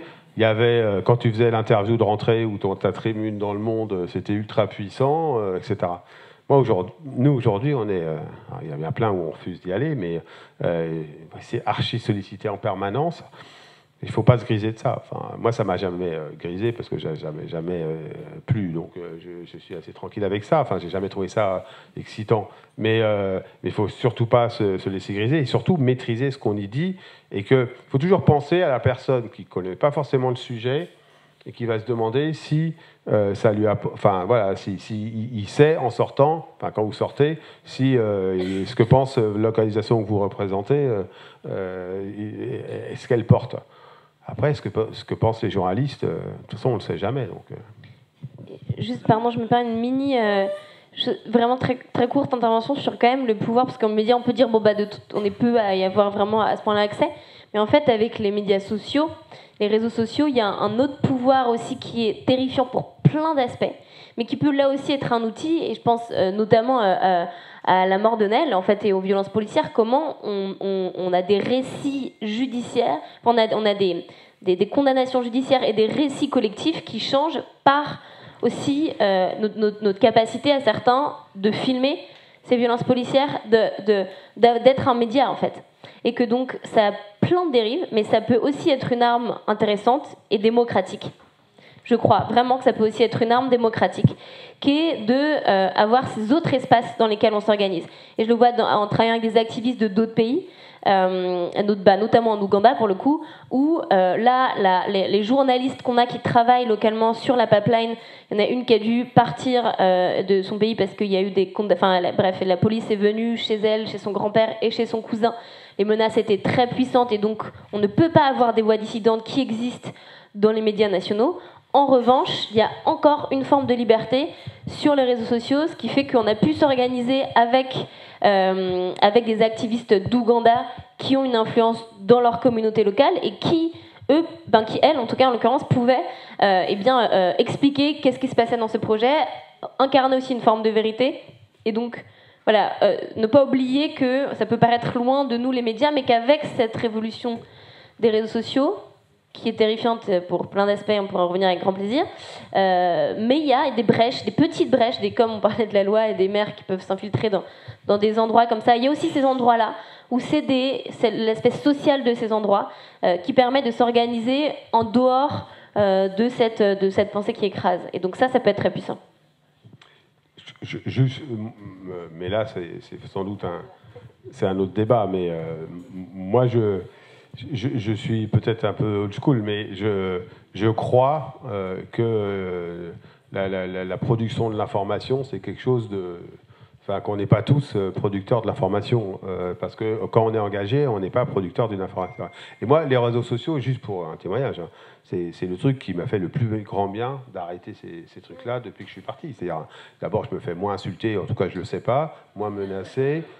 Et puis, vous savez que dans les débats, moi, je l'ai vécu, hein, vous pouvez un débat et ça filme là, etc. Des fois, on m'a fait dire des trucs que j'ai jamais dit. Et donc, ça peut être un outil militant, mais ça peut être un outil de destruction vitesse grand V. Mais là, le fait qu'à Gaza, typiquement, il n'y a plus Internet, il n'y a plus de possibilité d'expliquer l'autre réseau, c'est un grand problème. Non, mais là, vous avez à côté de vous un phénomène. Hein. Il est quand même resté au stade du Minitel, quasiment, Laurent. C'est très écolo, c'est très écolo. Est-ce que ça veut dire que pour les maires ruraux, il y a peut-être une obligation de travailler justement sur les réseaux sociaux pour être moins invisible? Le premier réseau social d'un maire rural, c'est de se balader dans son village. Hein.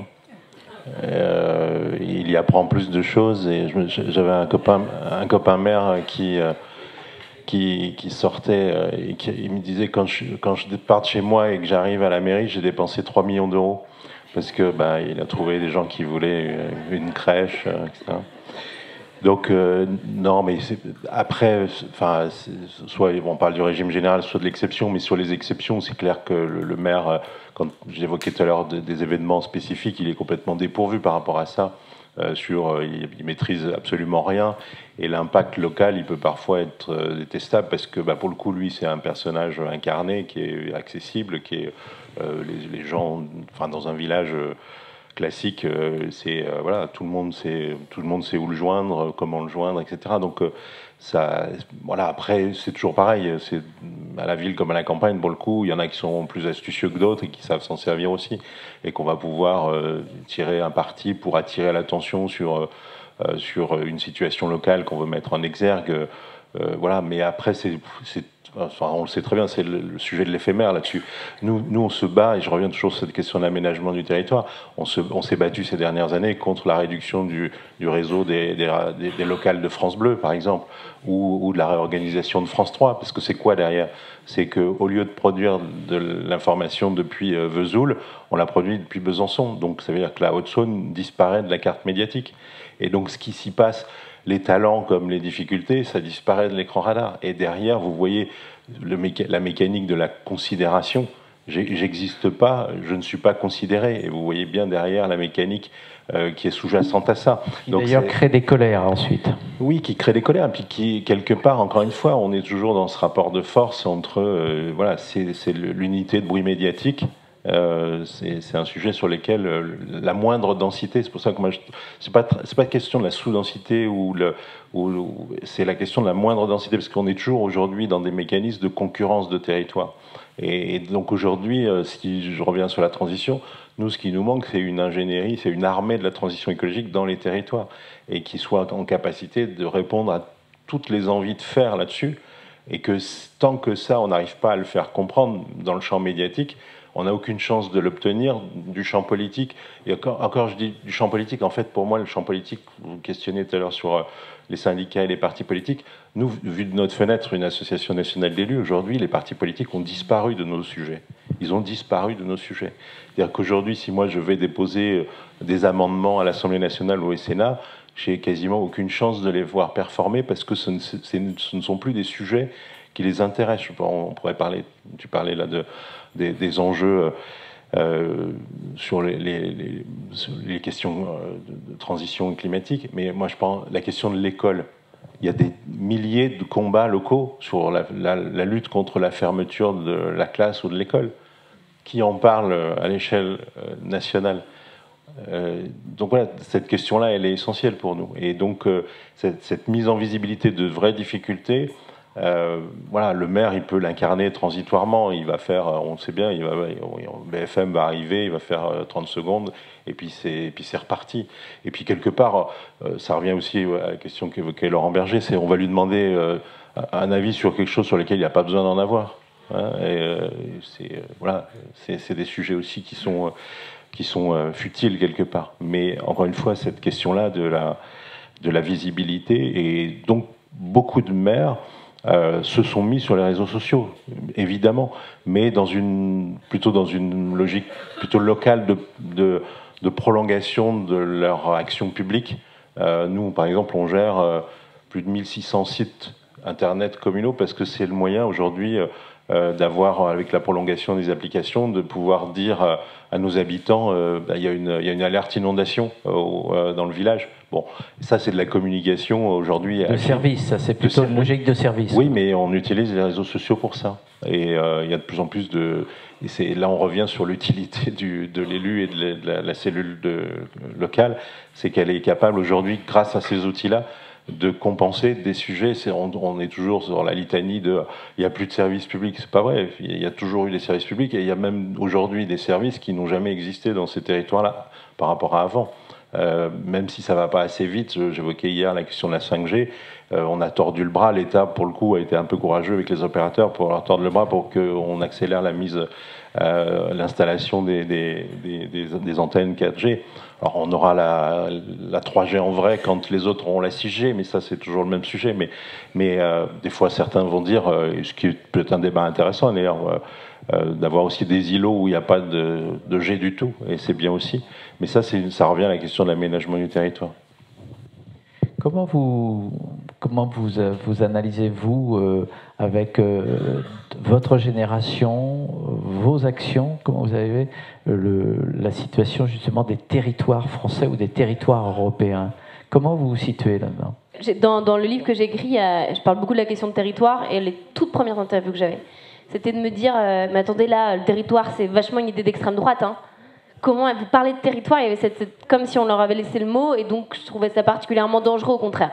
Quand c'est l'idée d'incarner un endroit précis, moi mon engagement vient de mon territoire. C'est parce que j'ai grandi en Savoie, dans un endroit où il y avait des montagnes et des glaciers, que ça m'a bouleversée de le perdre. C'est aussi con que ça, c'est parce que c'est une transformation injuste de nos paysages. Par essence, ils bougent et on les façonne tout le temps, mais c'est une transformation qu'on estime injuste d'un territoire. Et donc, c'est souvent une grande forme de colère. Moi, c'est ma colère principale. Et encore maintenant, si je me bats contre des projets en Ouganda, sur des pipelines d'exploitation de fonds marins en Polynésie, c'est parce qu'au fond, il y a cette question de je sais que ça impacte concrètement le glacier qu'a vu mon arrière-grand-mère, mon arrière-grand-père, etc., etc. Donc, ancrer nos idées, ça résume tout pour moi. Et surtout, ça c'est le livre de K.G. Piketty qui m'a quand même beaucoup bouleversée dans ma manière de penser aussi, qui a un énorme pavé, hein, donc je n'ai pas du tout fini de le lire. Claire, c'est 800 pages, c'est hyper ardu, mais il y a des très bons résumés et les 50 dernières pages sont très claires. Mais sur la question des services publics. Et en fait, justement, comment aussi toute cette idée de acceptabilité des grandes idées écologiques ne sont pas possibles si on ne donne pas des moyens concrets d'avoir des alternatives incarnées par des services publics. On parlait à table de la voiture, la voiture thermique. Moi, là, typiquement, en Savoie, ma mère, sans voiture, ne peut pas aller faire les courses. Le premier, même pas supermarché, le premier endroit où faire des courses, en plus c'est un endroit de station, bref, mais... Donc du coup, c'est fermé la moitié de l'année. C'est à 40 minutes de voiture. Donc, on a toujours eu l'habitude d'avoir des grands stocks, de faire des grandes courses avec plein de trucs, d'y aller une fois tous les 2 semaines, une fois par mois.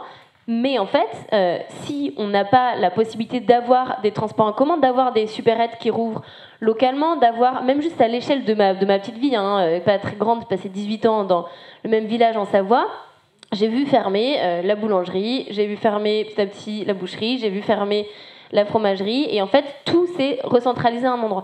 Donc, très concrètement, nos grandes idées, et qui sont très importantes, et j'adore en plus avoir des idées méta, mais de dire que si on n'a pas une possibilité de dire il faut se nourrir plus localement avec des produits bio, il faut se défaire de la voiture et prendre les transports en commun et le vélo, toutes ces grandes directions qui sont nécessaires, parce que sinon on sait ce qui nous attend, on va trinquer, et on trinque déjà. Mais en fait, si on n'a pas une possibilité, si aujourd'hui ça reste un coût, si être écolo c'est inaccessible pour la plupart et extrêmement cher, mais on est inaudible, et 2, c'est hypocrite. Donc la question du territoire, c'est pas juste anecdotique, c'est juste comment est-ce que ce qui va nous permettre de nous sauver d'un chaos écologique doit avoir des soupapes, doit avoir des endroits de souffle, des endroits incarnés, des alternatives qui existent déjà dans plein d'endroits et qu'on doit encourager massivement, et notamment à l'échelle locale, parce que c'est là qu'elles émergent principalement. Merci beaucoup. Qui veut prendre la parole? Est-ce qu'il y a des micros? Est-ce que je donne le mien? Première question. à propos de la convergence. En fait, pendant tout le long, là, vous avez parlé, c'était très intéressant, mais j'ai pas vu concrètement ce que Laurent Berger, ce que vous avez mis en place pour la convergence des luttes. Est-ce que vous, Camille Etienne, vous comptez mettre en place justement pour cette convergence? Ça, c'était la première question. Et même pour les maires ruraux de France, je me demandais aussi à quel niveau vous mettez en place la convergence aussi. Enfin, question juste pour Laurent Berger.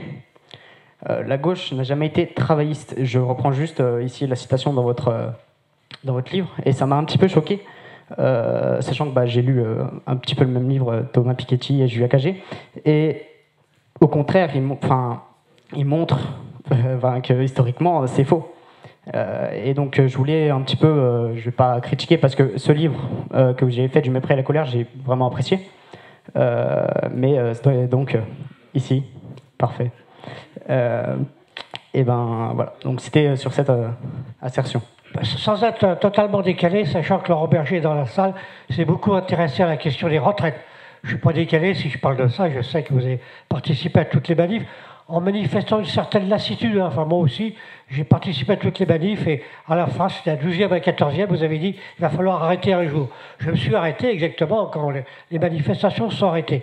Mais je me pose des questions sur cette question de retraite, parce que moi j'ai un peu de mémoire, en 80-81, malgré les apparences, j'étais né, et on a obtenu 5 ans, on a gagné 5 ans d'un coup, la retraite à 60 ans.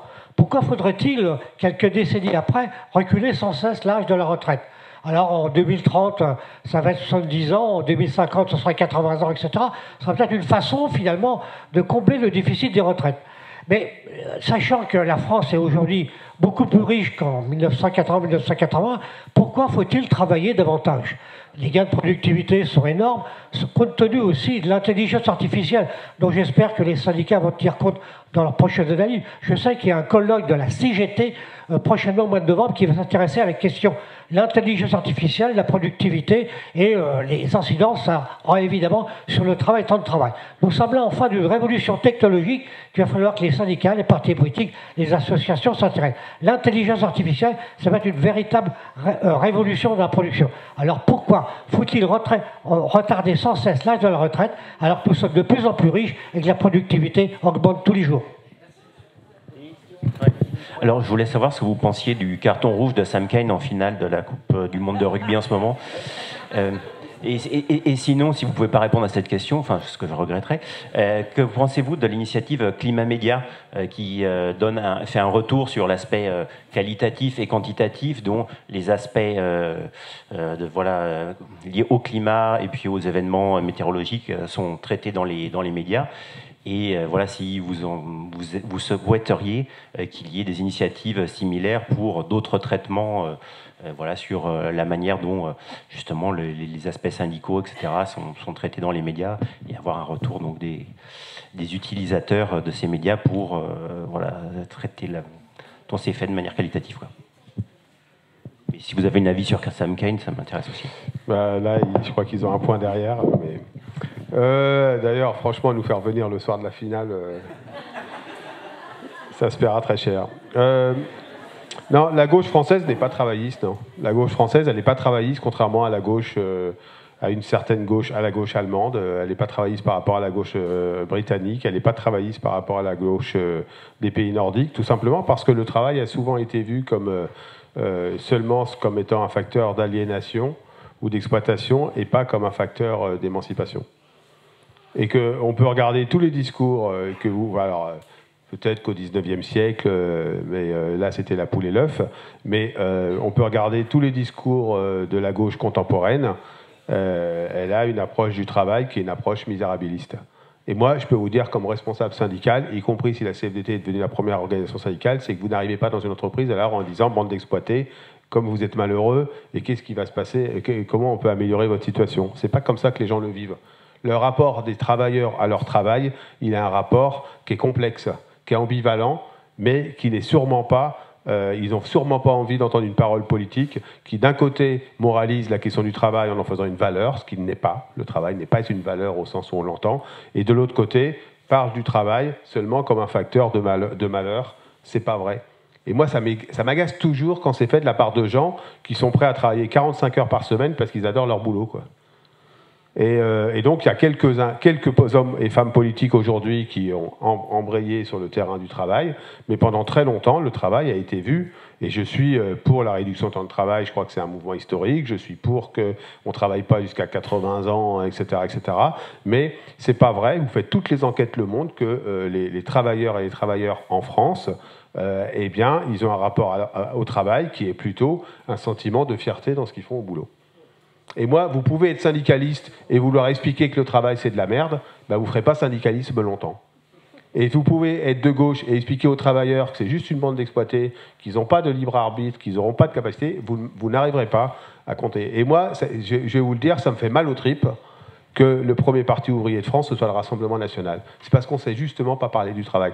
Le Rassemblement national, il prospère sur deux sujets. Sur le sujet de l'angoisse et de l'inquiétude face aux profondes transformations qui sont devant nous, en y apportant des solutions avec de la recherche de boucs émissaires, avec une approche autoritaire, etc. Et sur les injustices, les inégalités sociales. Eh bien, les inégalités sociales, c'est aussi parce qu'ils parlent du travail.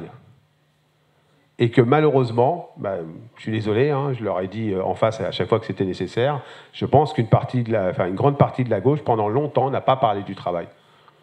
Et que si vous regardez ce qui s'est passé ailleurs en Europe, y compris quand il y a des alternances, les gauches européennes, elles sont un peu plus travaillistes que la gauche française.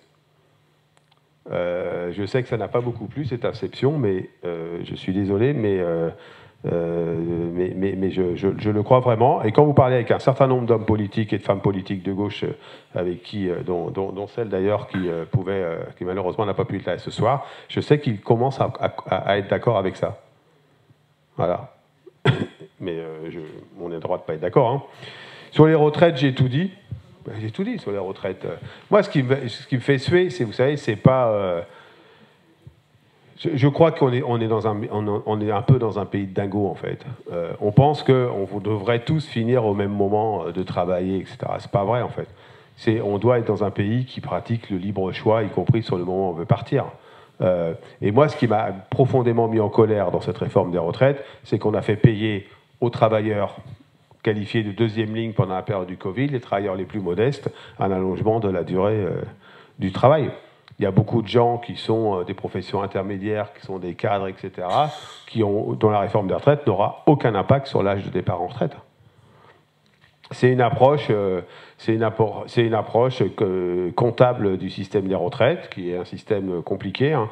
Moi, je vous le dis, je ne crois pas du tout que notre système de protection sociale ne doit pas évoluer à un certain nombre de points. Je pense qu'il doit évoluer. Je pense qu'on doit aller vers davantage un accompagnement des parcours de vie en tenant compte des spécificités dont notre politique de protection sociale ne tient pas compte aujourd'hui, sur tout un tas de sujets. Donc je pense qu'on peut faire évoluer le système des retraites. Ce n'est pas un gros mot pour la CFDT, ça ne l'a jamais été. Mais là, c'est une réforme qui est profondément injuste parce qu'elle va taper, et elle a commencé à taper les travailleurs les plus faibles. Faibles économiquement, hein, pas forcément faibles en termes de dignité. Et c'est pour ça qu'il y a eu beaucoup de monde. Voilà. Et après, vous savez, quand vous avez une responsabilité nationale, vous n'avez pas le droit de faire croire qu'une fois que le match est malheureusement plié, et ce n'est pas un bon souvenir, vous n'avez pas le droit de dire qu'il faut continuer et faire comme si on pouvait continuer. Parce que derrière, il y a des gens qui perdent des salaires. Et notamment les travailleurs du nettoyage. Nous, la CFDT, son plus gros syndicat, c'est les travailleurs du nettoyage et de la propreté d'Île-de-France. 14 jours, 15 jours, 16 jours, 17 jours. OK, si on pense à la fin qu'on gagne. Si à la fin, on pense qu'on ne va pas gagner parce que malheureusement, c'est plié par le biais d'un 49.3, etc., vous avez le droit de mentir. Mais le syndicalisme, il perd d'audience quand il ne dit pas les choses en vérité. Donc voilà. Et puis c'est bon. Et moi je pense qu'il y a beaucoup de choses à faire. Il y a beaucoup de choses chouettes qui se passent sur les médias. Tout à l'heure on a été un peu... Il y a beaucoup notamment de jeunes journalistes qui lancent des initiatives extrêmement intéressantes. C'est vrai sur le climat, c'est vrai sur le travail. Il y a aujourd'hui une revue qui est en train de sortir sur le travail qui est plutôt intéressante. Je crois qu'il y a encore, en termes d'espoir, des journalistes qui ont envie de creuser les sujets.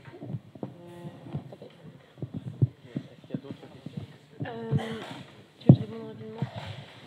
Je sais plus exactement. Non, j'avais une question sur les alliances, mais en fait, j'en ai parlé plein de fois. Donc, vraiment, je ne veux pas que ce soit mon procès. Je peux vous dire tout à quel point on fait des alliances. Tout ce qu'on fait dans les mouvements climat, je trouve que c'est un faux procès. Parce que y a vraiment les alliances, elles sont jamais parfaites. Et on y travaille tout le temps. Et on a vraiment cette rigueur-là, que ce soit... Là, encore une fois, la dernière action concrète qu'on a faite sur la 69, il y avait les agriculteurs du coin, il y avait les personnes âgées, il y avait... on a fait beaucoup de choses avec justement des assos même qui sont là pour créer dans les manifestations des endroits accessibles où il y a des représentants des formés aux violences sexuelles, formés sur les questions LGBT pour que ça puisse être accessible. Enfin, donc ces questions-là, elles sont jamais parfaites, mais vraiment il y a un effort qui est fait que moi j'ai envie de saluer de la part de tous les activistes dans les mouvements. Venez-y, vous verrez à quel point, franchement, c'est à l'inverse de ce qu'on peut imaginer. Pour moi, des petits endroits, des petits moments d'utopie où en disant ok, ça peut ressembler à ça. C'est quand même sacrément cool parce que ça peut ressembler à ça quand là, pendant un week-end, on avait un endroit où il y avait des tentes pour qu'on s'occupe tous des enfants des uns des autres, pour que les parents puissent un peu souffler.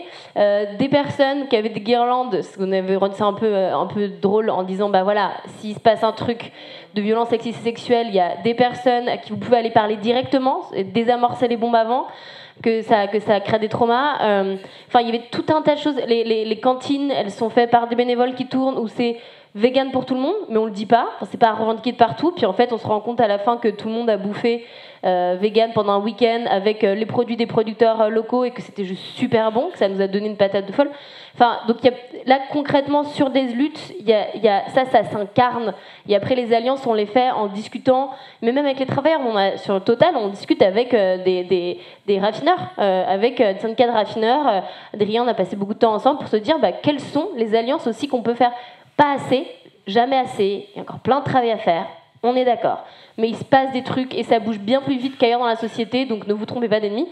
Et sur la question des médias, il y a aussi Quota Climat qui le fait, et en effet, il y a vraiment plein de choses qui bougent, des jeunes et des vieux. Il y a une charte qui s'appelle Charte pour un journalisme responsable, je ne sais pas si c'est exactement ça, mais tout un tas de même de grands médias l'ont signé. C'est assez pertinent sur le fond, encore faut-il que ce soit respecté, c'est l'enjeu. Mais l'idée est quand même bien, l'idée est bien, il y a des idées de représentativité et même de comptabiliser.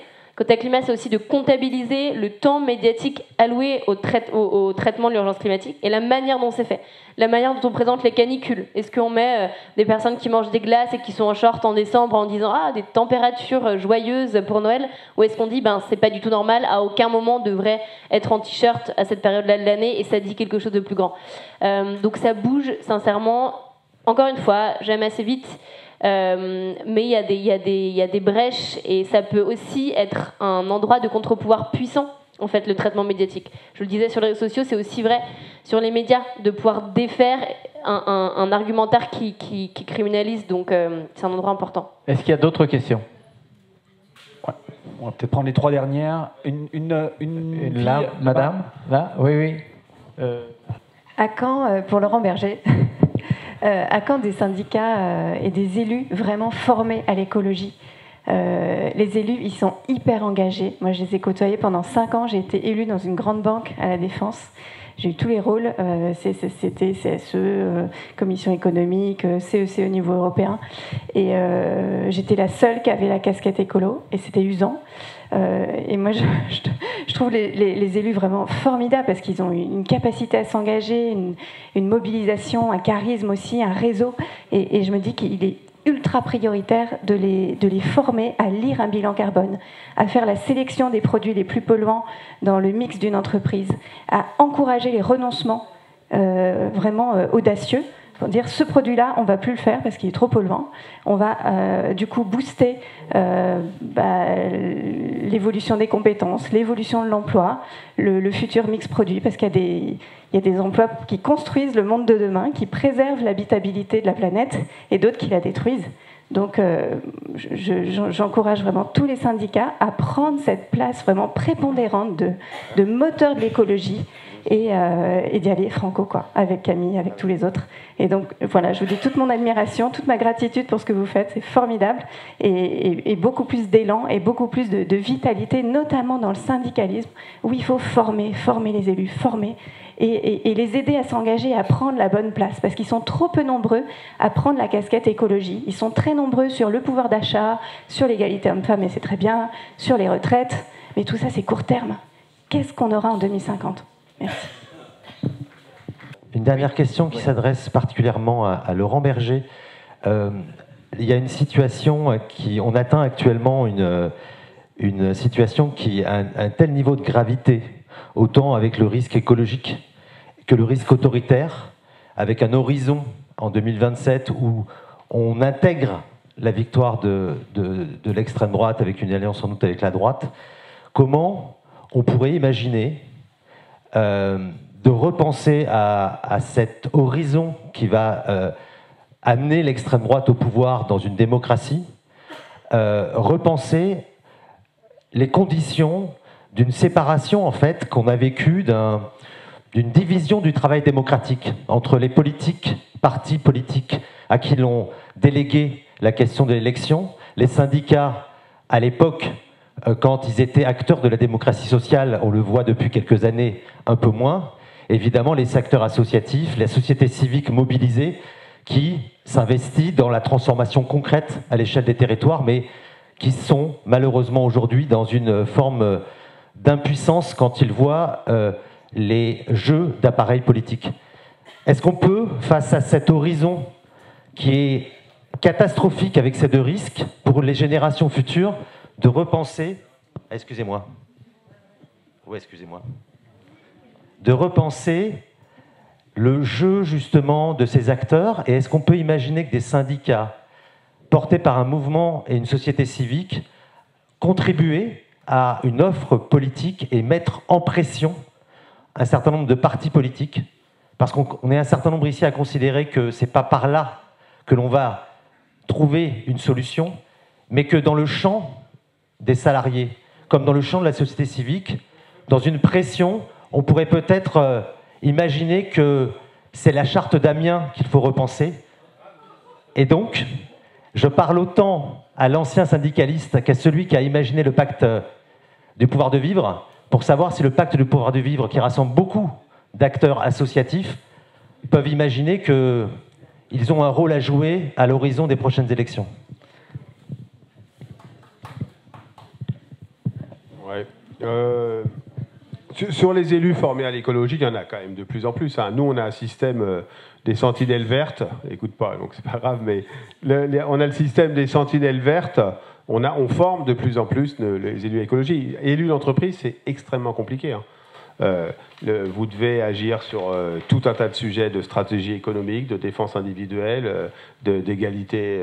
C'est pas une question de court terme, l'égalité entre les femmes et les hommes, de mon point de vue. C'est plutôt une question de société de long terme, malheureusement, parce que c'est lent, et qui doivent agir sur la question des conditions de travail, connaître les risques professionnels, etc. Nous, on les forme de plus en plus. Enfin, quand je dis nous, c'est plus moi. Ce qu'on appelle les sentinelles vertes, qui sont de plus en plus formées, accompagnés. On s'est battu pour qu'il y ait une toute petite accroche, malheureusement trop petite, dans la loi climat, je sais pas quoi, pour qu'il y ait une consultation des représentants du personnel sur la question de la stratégie de la transition, etc., etc. Mais oui, de fait, mais ça devient plus compliqué. Moi, j'ai coutume de dire que quand je me suis engagé comme syndicaliste, il y a quand même un petit moment maintenant, je le faisais avec une conception, c'est que le social n'était pas le sous-produit de l'économie.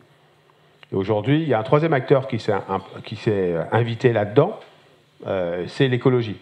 Et l'écologie, évidemment, pas le sous-produit de l'économie. Le social ne doit pas soutenir le sous-produit de l'écologie. Je pense que vous avez entendu mon message tout au long de la soirée. Tout comme l'écologie doit soutenir le sous-produit du social si, par exemple, on veut toujours faire de la rentabilité pour avoir une meilleure redistribution, etc. Donc, oui, ça devient de plus en plus complexe, mais on les forme, on les accompagne. Après, nous, en termes de convergence, je n'avais pas répondu à la question. Nous, on a créé le pacte du pouvoir de vivre, qui effectivement, à l'horizon 2027, va essayer de se mobiliser, etc. Moi, je ne crois pas du tout que c'est en revenant sur la charte d'Amiens. Je ne crois pas du tout que c'est en faisant des partis politiques la convergence, les assises du socialisme. Je crois pas à ça.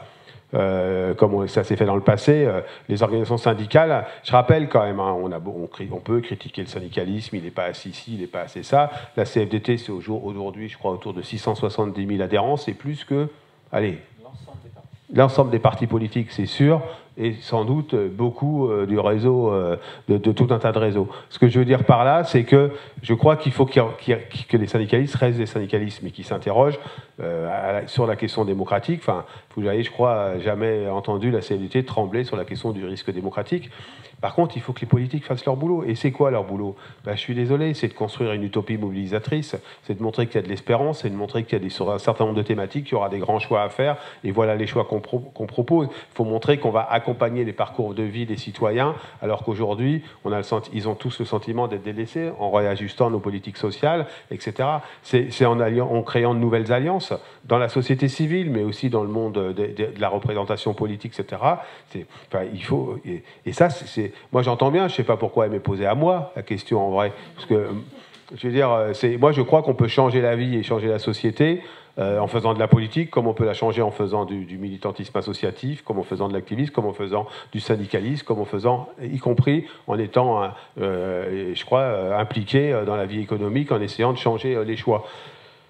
Mais il y a une fonction qui s'appelle la fonction politique. Il faut que ceux qui l'exercent, là maintenant, se mettre sur le vélo et pédale, quoi. Et pas pédaler pour essayer de faire la course à qui arrivera le premier à la course des petits chevaux, mais le fasse pour se reconstruire des idées, des propositions qui vont parler aux citoyens, j'allais dire de gauche, mais vous savez bien que l'élection, ça se fait de particulier, c'est 50% des voix plus une. Donc ça sera de gauche et que ça va parler à suffisamment de monde. Et c'est là où il va falloir voilà, bosser et confronter. Et la société civile, elle doit prendre sa place, et elle la prendra. Comment, par la nature même de ma fonction, il y a une nécessaire neutralité dans ce qu'est une association d'élus par rapport à ça, mais le parti pris, il est celui peut-être qui est peut-être pas suffisamment travaillé, y compris sur ces soucis de convergence, qui est la question de la subsidiarité. Et c'est pour ça que nous, on parle de cette question de l'ancrage local incarné par ce qu'est l'élu. Et quand je dis l'élu, on parle de chiffres, c'est 550 000 citoyens français qui sont élus de la République, et donc 480 000 en milieu rural. Et ces gens-là, il faut les former. Nous, on essaye modestement de le faire sur les enjeux climatiques, mais aussi sur d'autres enjeux. Moi, je suis très fier aussi d'avoir un réseau aujourd'hui de plus de 1000 communes où on a des élus, on les a appelés les élus relais de l'égalité. C'est quoi? C'est pas un titre, c'est une capacité à pouvoir apporter des réponses sur les personnes qui sont victimes de violences intrafamiliales. Et parce que c'est cette proximité qui fait que je sais que dans cette maison-là, il y a des trucs qui se passent et que personne d'autre va s'en occuper ailleurs que depuis ici. C'est pas là qu'on va le régler, mais c'est là qu'on peut faire de la médiation. Et sur la question climatique, sur ces sujets-là, c'est la même chose.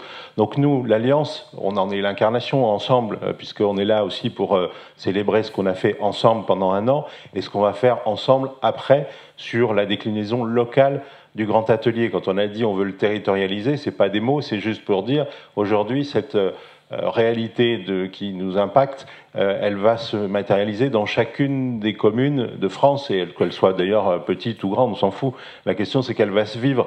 Et comme Franck m'a dit, il faut absolument que tu parles du pacte de Sète, j'ai appelé le maire, et comme il m'a dit, c'est normal, il faut que je consulte ma population, donc il n'a pas encore donné la réponse, il était d'accord pour le pacte, mais non, c'est une manière de dire que bien sûr, il faut qu'on continue aussi des alliances, je vais dire, de la carpe et du lapin, je vais le dire comme ça, parce qu'un réseau d'élus national dont on connaît la diversité dans sa composante, moi je suis ce que je suis moi en tant que directeur, mais je sais que dans mes 12 000 adhérents, le spectre il est très vaste. Hein.